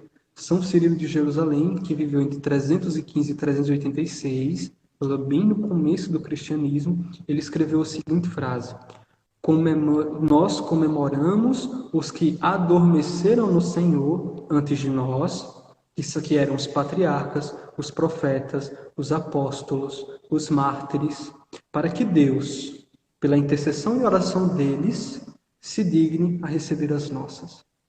Ou seja, desde a década no século IV do cristianismo, né, um santo, São Cirilo, já escrevia a respeito da canonização. O que acontece é que antigamente a canonização não era como hoje o Papa faz uma proclamação solene, mas que os bispos locais, já quando uma pessoa morria com fome de santidade, que os bispos reconheciam que aquela pessoa viveu de uma maneira profunda o mistério de Deus e as virtudes, os bispos já construíam altares, construíam igrejas com o nome daquela pessoa, já diziam que eles eram santos. Esse daqui é uma pessoa santa, uma pessoa bem-aventurada, é um santo, né? Mas não era uma canonização como hoje tem. Depois a igreja recolheu todos esses santos da história da igreja.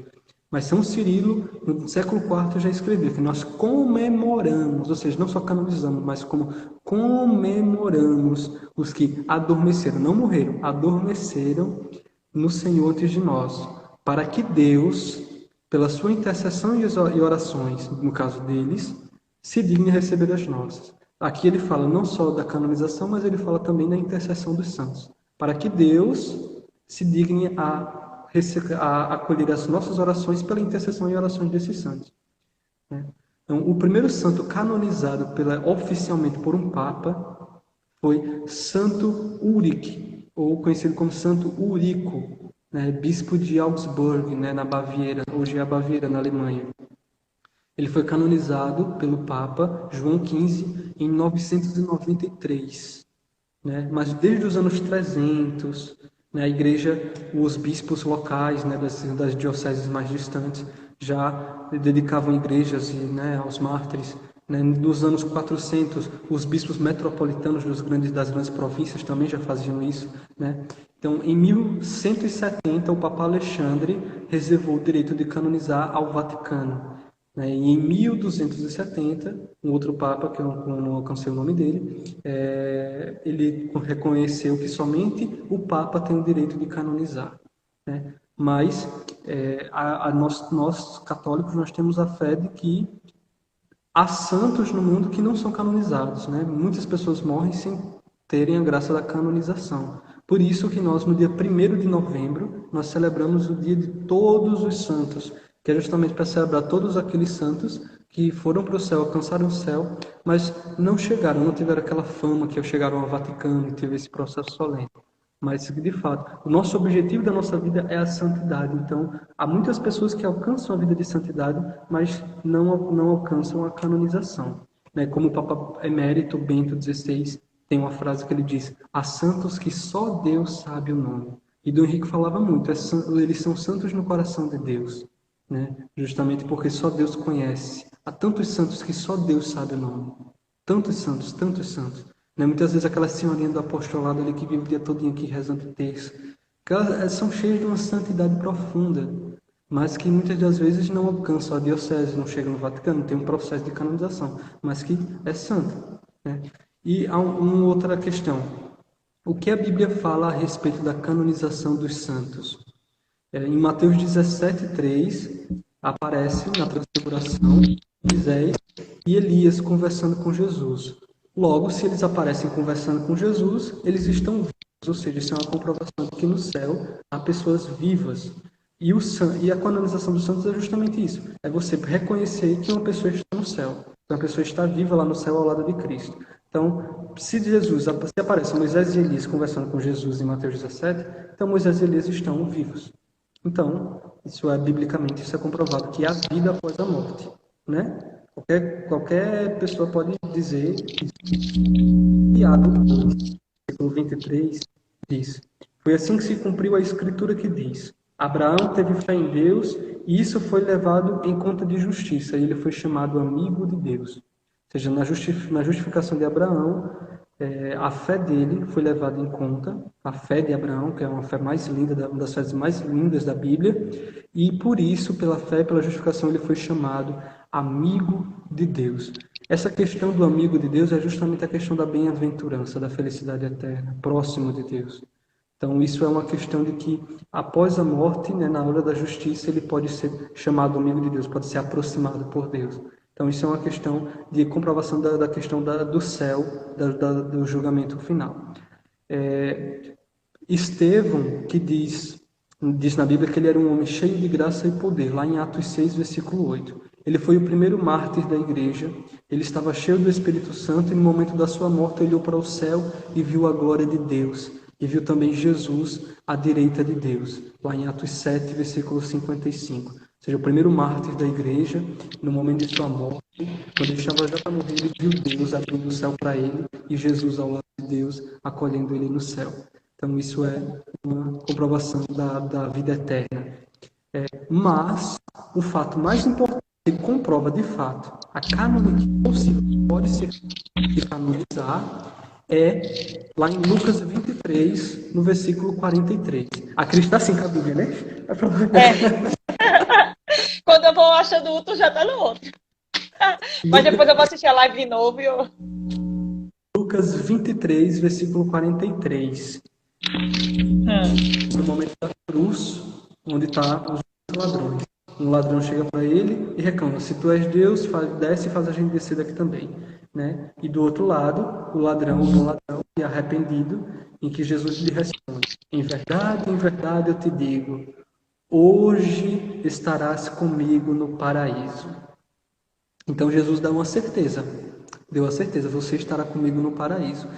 Ora, se a canonização é o reconhecimento de que uma pessoa está no céu, Jesus reconheceu que ele estaria no céu. Então Jesus foi o primeiro homem, no caso Deus, a canonizar uma pessoa. O primeiro canonizado foi canonizado justamente por Jesus Cristo. Foi o ladrão arrependido. Né? Então, esse ladrão arrependido somos nós, viu? Somos eu e você. Nós somos chamados a reconhecer o nosso pecado, a pedir perdão e falar com Deus: lembra-te de mim no dia do juízo, né? Para que a gente possa ouvir: hoje estarás comigo no paraíso. Essa é a finalidade da nossa vida, é ir para o paraíso e encontrar a Deus.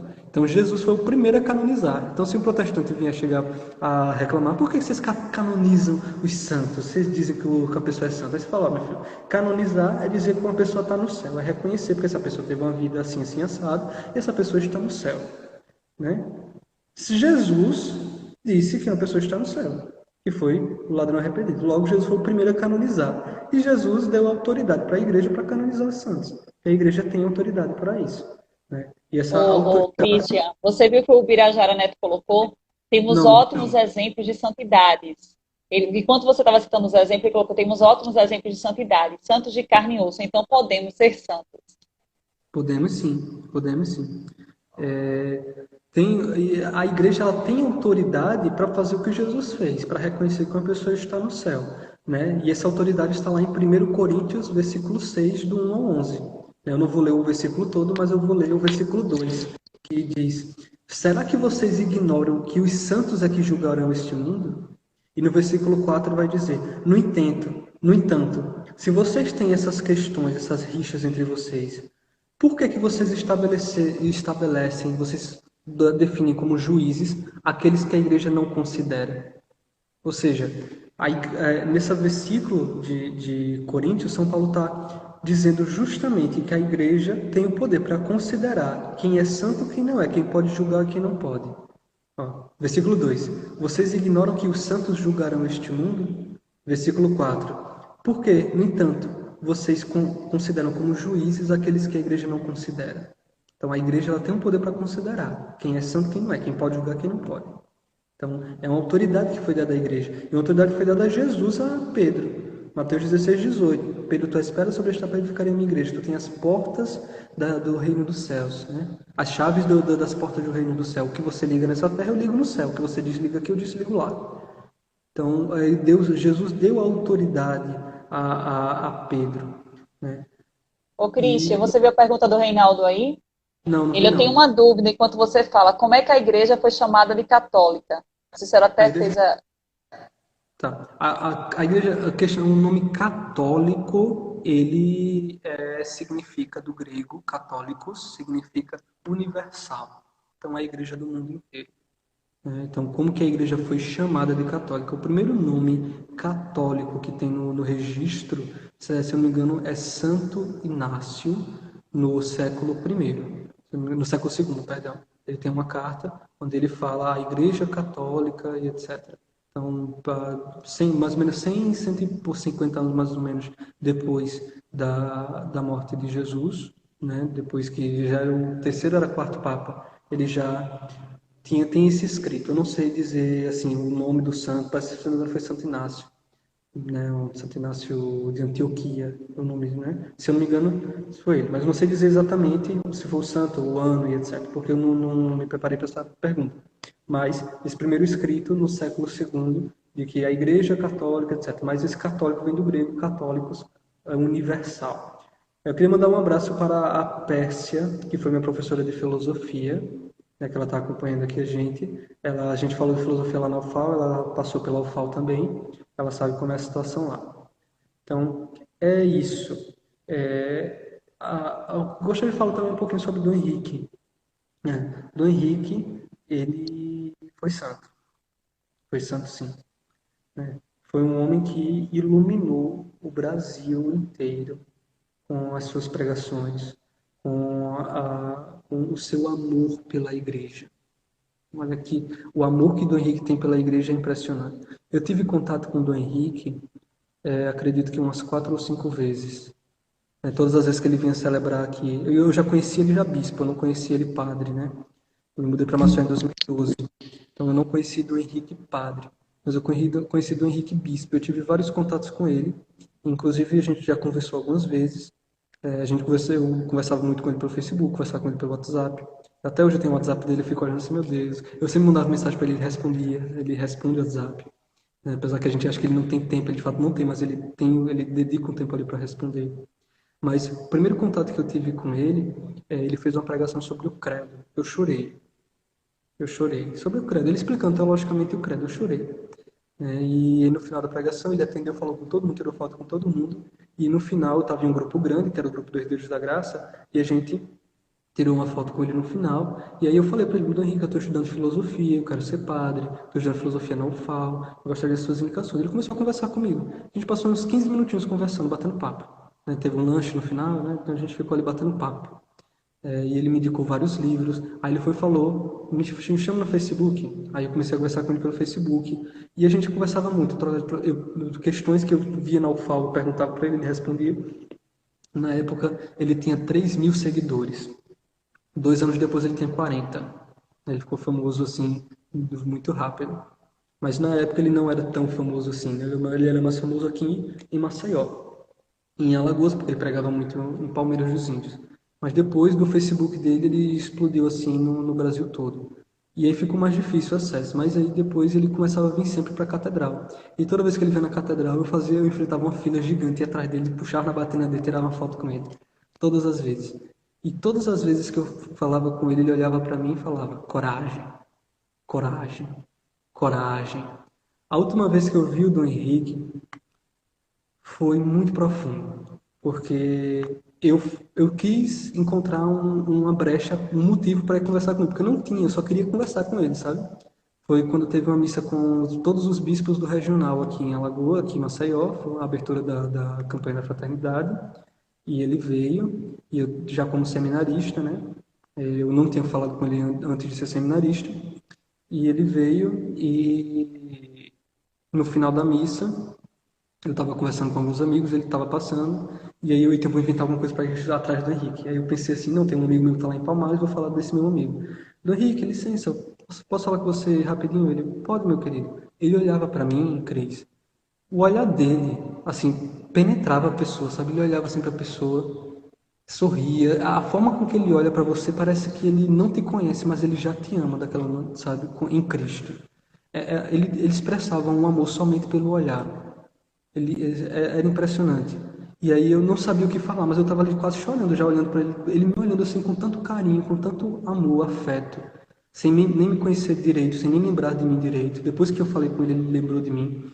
E aí eu disse: não, tem um amigo meu lá na Diocese de Palmares, cuide dele, ele é muito meu amigo. Eu não tinha muito tempo para falar, só queria falar com ele. E aí depois que eu: tá certo, meu filho, tá certo, tem mais alguma coisa? Aí eu... Porque ele percebeu que não era isso que eu queria falar com ele. E aí eu disse: tem, Dom Henrique.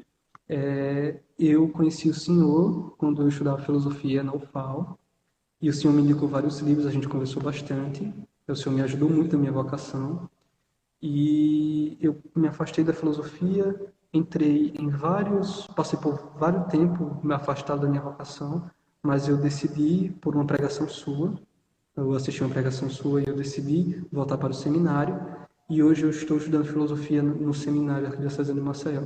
Ele colocou a mão assim no meu ombro, nesse ombro aqui do lado, olhou para mim, eu achei que ele ia falar, dar um discurso, meu filho, não sei o que, não. Ele só falou uma coisa: coragem. Aquilo que ele sempre me disse. Aí eu comecei a chorar. Coragem, coragem, coragem. Mas foi tão profundo, coragem. Aí bateu assim no meu rosto: estou rezando por vocês, meu filho, tá certo. Aí a gente conversou mais Me rapidinho. lembrasse agora o Monsenhor José Augusto. Oi? Você me lembrou agora o Monsenhor José Augusto, que também gosta de dizer coragem, né? Coragem, estou Coragem. numa situação muito difícil da minha vida.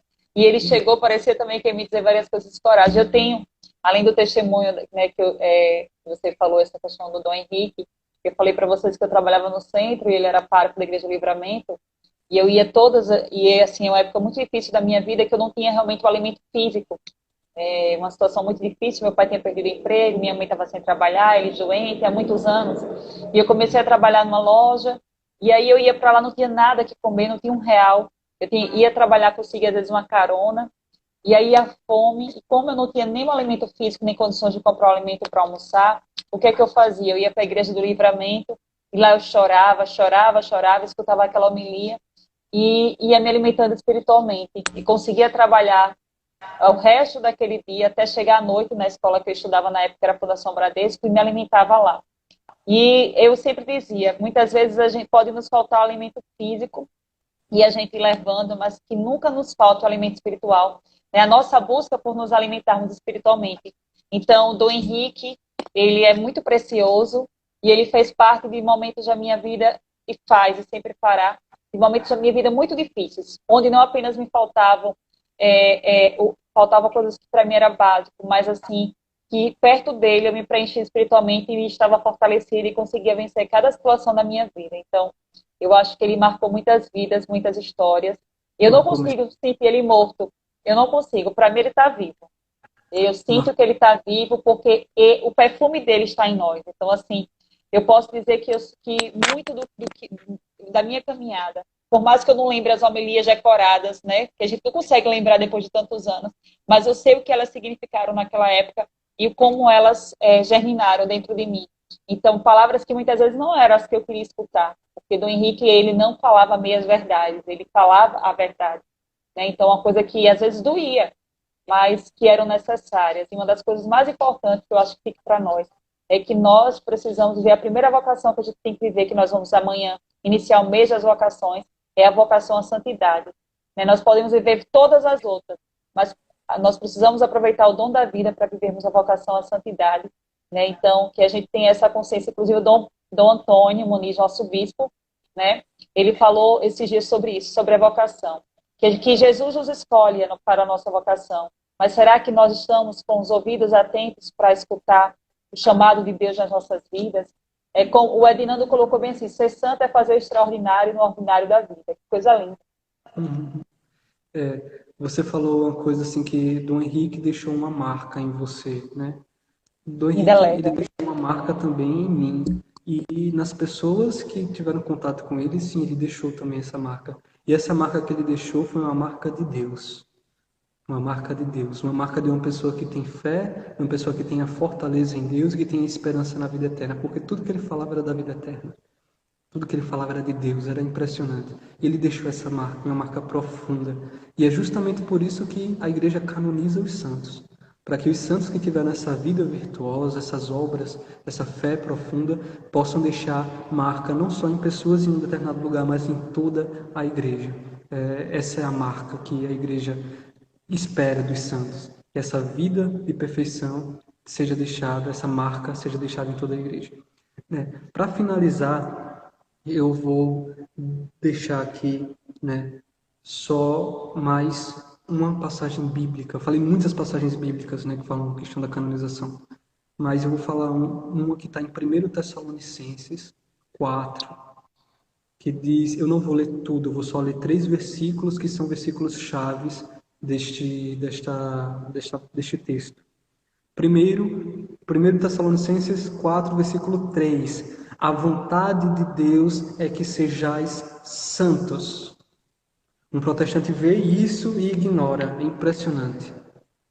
A vontade de Deus é que vocês sejam santos. Essa é a vontade de Deus. Sejais santos. Então a igreja é uma fábrica de santos. Nós temos que ser santos. Por quê? Porque é a vontade de Deus.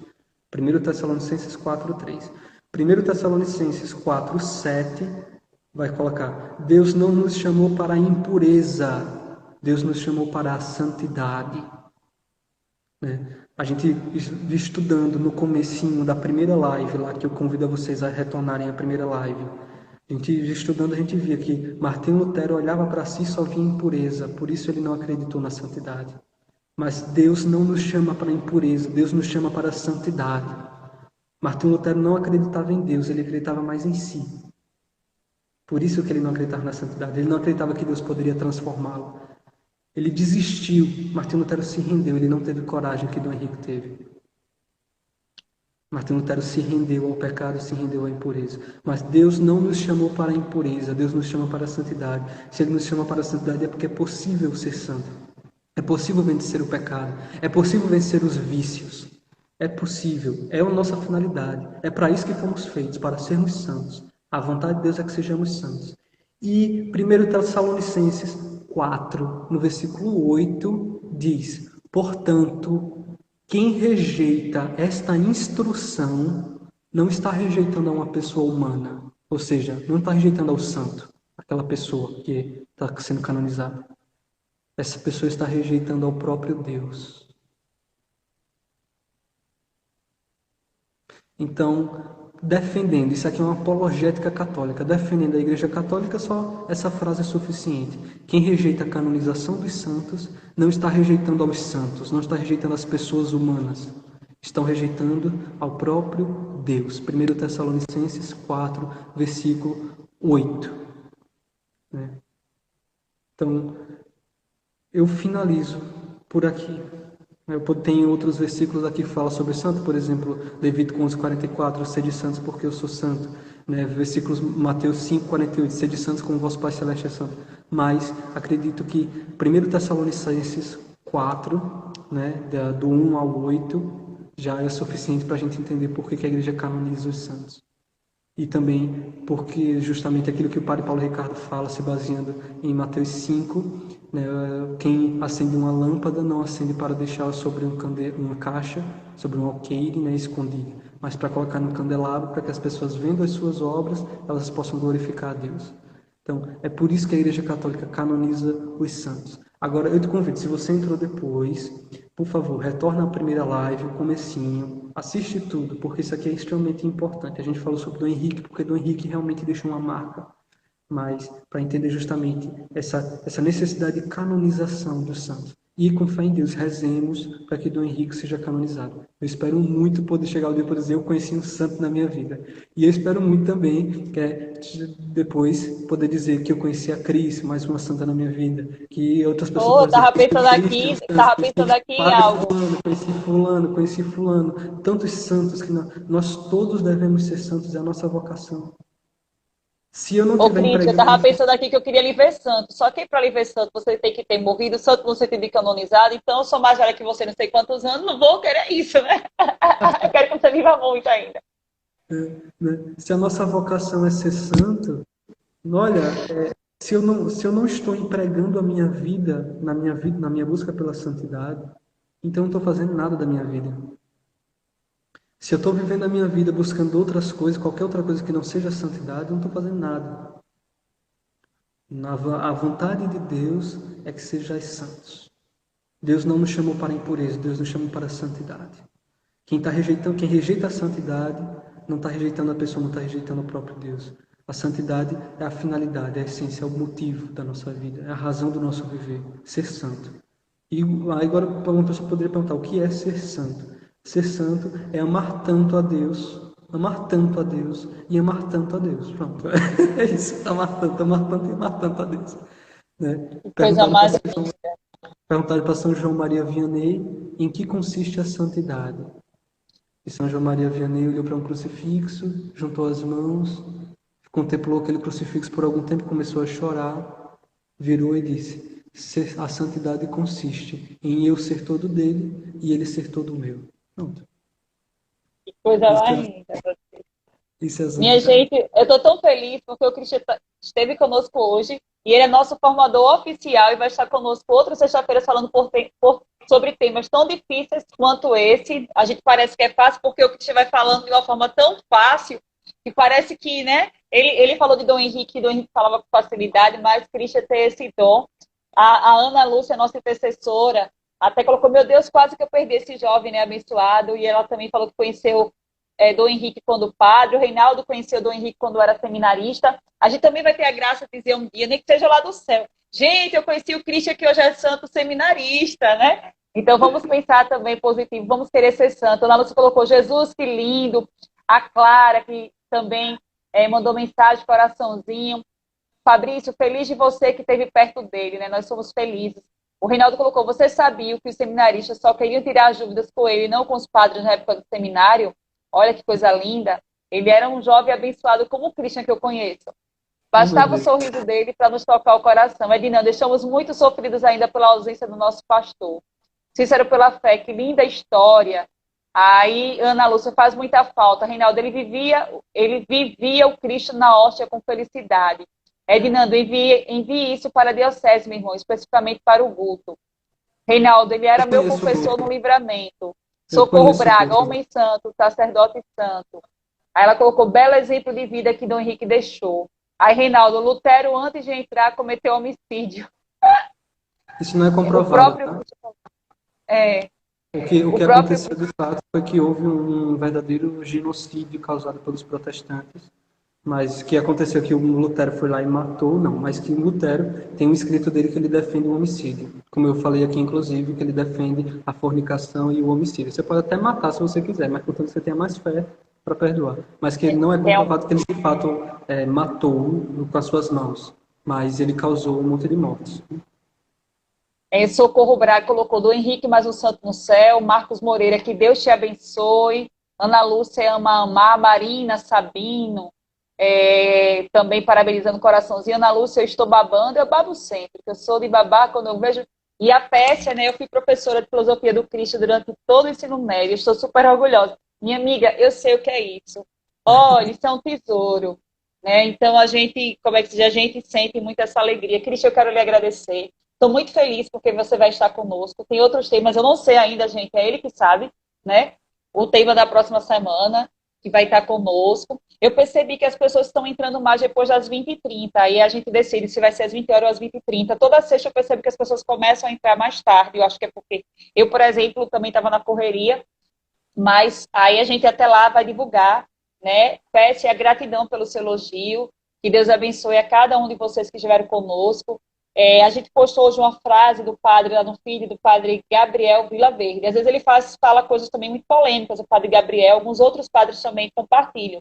E ele falou algo muito interessante, Cristo, não sei se você viu. Ele falou que o pecado ele entra, né, como se fosse como um doce, né? Parece doce, mas depois tem um sabor amargo, e que nós temos que ter cuidado que o inimigo se desfaça de várias seduções que é para nos arrastar, nos afastar da santidade da nossa salvação. Então, nós precisamos de orar, ficarmos atentos, como Dom Henrique nos dizia, como tantas outras pessoas, né, como o Christian, quando estava fazendo aqueles estudos, em várias lives, né, que ele fez vários estudos, também quando ele esteve conosco, sobre a questão da santidade. Que a gente tenha cuidado, né, que nós sejamos verdadeiros cristãos para não perder a nossa alma. Como o Christian falou no início da primeira live, vocês não podem perder, né? A nossa alma, a gente precisa estar cada vez mais buscando viver a vida de santidade para que a nossa alma um dia seja digna do reino que o Senhor preparou para nós. E eu deixo com o Christian para poder encerrar esse momento. A Marina colocou, amo demais as lágrimas desse menino, ele se deixa ser boca de Deus. Christian Davis, parabéns. Salve a Maria, a Aninha colocou. Avante na missão que Deus lhe confiou. Reinaldo, você será homem de Deus. Ele já é, Reinaldo. Primeiro que agradeço muito, né, o convite da Cris, sou muito amigo da Cris, é uma pessoa assim que eu tenho um grande orgulho, que eu tenho uma grande admiração, em que eu sinto uma inveja dela, porque desde que ela começou pela fé, todos os dias, tantas partilhas, tantas pregações, tantos momentos, a alma dessa mulher já está crescendo, assim, já está uma santa, né? Já então, tudo que você tem aproveitado durante esse tempo de pela fé é algo maravilhoso, é algo invejável. Invejável, sim, inveja boa, Estou tá? aprendendo, estou engatinhando ainda. Estamos. Sobre a questão da santidade, eu gostaria assim de pedir orações pela minha vida, não só pela minha, mas de todos os seminários, de todos os padres, e pela santidade de todos os católicos do mundo inteiro, porque é isso que a gente deve rezar, para que todos nós sejamos santos, todos, todos, todos. Eu vivo a minha vida buscando isso, mas todos nós devemos viver a nossa vida buscando isso. Não é algo que é particular de quem se consagra inteiramente a Deus, né? Não é particular dos padres, dos religiosos, de freiras e frades, não. É particular de todo o povo católico ser santo. É a vocação universal. Todos, todos, todos somos feitos para sermos santos. E, inclusive, o Concílio Vaticano II ele abriu esse espaço, essa lacuna na igreja, de reconhecer que quem é casado, quem é viúvo, quem é solteiro, os jovens, crianças, todas as pessoas podem ser santos. Inclusive, o venerável Carlos Acutis vai ser beatificado, né? Um jovem, uma criança. Um jovem. Tem o Guido Schaffer, carioca, surfista, né? Vai estar, é servo de Deus, está para ser venerável. Então, todos nós somos convidados, somos chamados por Deus. A vontade de Deus é que sejamos santos. Então, empreguemos, palavras de Dom Henrique, empreguemos a nossa vida por uma causa que vale a pena. Uma causa que vale a pena. A igreja tem um nome dessa causa. É a Congregação para a Causa dos Santos. Essa causa vale a pena. Ser santo, a causa dos santos. Então, empreguemos, que eu empregue. Santo Henrique, já está falando Santo Henrique. Dom Henrique fala que eu empregue a minha vida por uma causa que vale a pena. O que vale a pena é a santidade. Então, que Nossa Senhora, que é a toda santa e imaculada, possa abençoar a nossa vida, possa nos guiar e nos iluminar em direção à santidade. E a senhora Jaqueline disse que eu sou um santo, não sou não, nem fala em negócio desse, estou longe. Ave Maria, cheia de graça, o Senhor é convosco. Bendita sois vós entre as mulheres, bendito é o fruto do vosso ventre, Jesus. Santa Maria, Mãe de Deus, rogai por nós os pecadores, agora e na hora de nossa morte. Amém. Santo Inácio de Loyola, rogai. Rogai por nós. Dia de Santo Inácio de Loyola, como você falou, eu sirvo na capela do Exército, que é a capela de Santo Inácio de Loyola. Amém. A próxima live será na próxima sexta-feira, não é isso, Cris? Acho melhor a gente fazer às 8. Acho melhor a gente fazer às 8h30 também. E vamos falar sobre as imagens. Por que católicos possuem imagens? Nós católicos adoramos imagem, não é igual nos acusam, adoramos, né? Então, o que é a adoração na Igreja Católica? E não só isso, né? A importância da arte na Igreja. A importância, por que nós temos, por que é tão importante essa arte? Não só nas imagens, mas também a arte na arquitetura, a arte na música. Nós vamos falar sobre esse culto aos santos, a gente falou sobre hoje, né? Mas sobre as imagens. Por que temos imagens e o que é? Porque a igreja diz a questão da dulia, da protodulia, da hiperdulia, da latria, então a gente vai definir direitinho o que são todas as coisas. Então, próxima sexta, pode ser às 8h30? Com certeza, às 8h30. Reinaldo, a gente já está convidadíssimo para assistir essa live. Todos vocês, a gente vai divulgar, eu mando para você. O Cícero está dizendo que vai estar, o Cícero pela Fé, que quer estar na live também para fazer perguntas a você. Eu estou ficando feliz que Deus tenha despertado o Cícero, que também, assim como eu não gostava de câmera, para também estar na frente. Que Deus abençoe a todos, né, cada vez mais, que busquemos ser santo. E eu queria deixar, encerrando, enquanto a gente está aqui, né, com essa canção de Padre Jonas, que santidade de vida, que a gente busque essa santidade de vida, que a gente busque realmente ser do Senhor cada vez. Eu acho que não foi não para a canção certa, mas tudo bem. Que a gente busque ser do Senhor, né? Essa é a vontade do Senhor, é que nós busquemos ser santo, é que a gente de fato se abra para a graça do Senhor, que a gente de fato diga, Senhor, eu quero fazer a tua vontade, que busque realmente deixar que a vontade do Senhor seja feita a cada dia. Então, Christian, até sexta, com a graça de Deus. Espero por vocês amanhã, às 8h, para que juntos possamos. Quem conhece essa? No YouTube amanhã. Tudo no céu e a terra. Essa é da minha época, viu, Christian? Você conhece?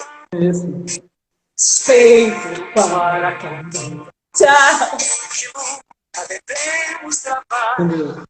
Novo céu e na nova terra. Deus abençoe. Somos, Senhor, tua igreja. Eu sou assim, ó. Vida gloriosa. Amém, amém, amém, Jesus. Somos, Senhor, tua igreja.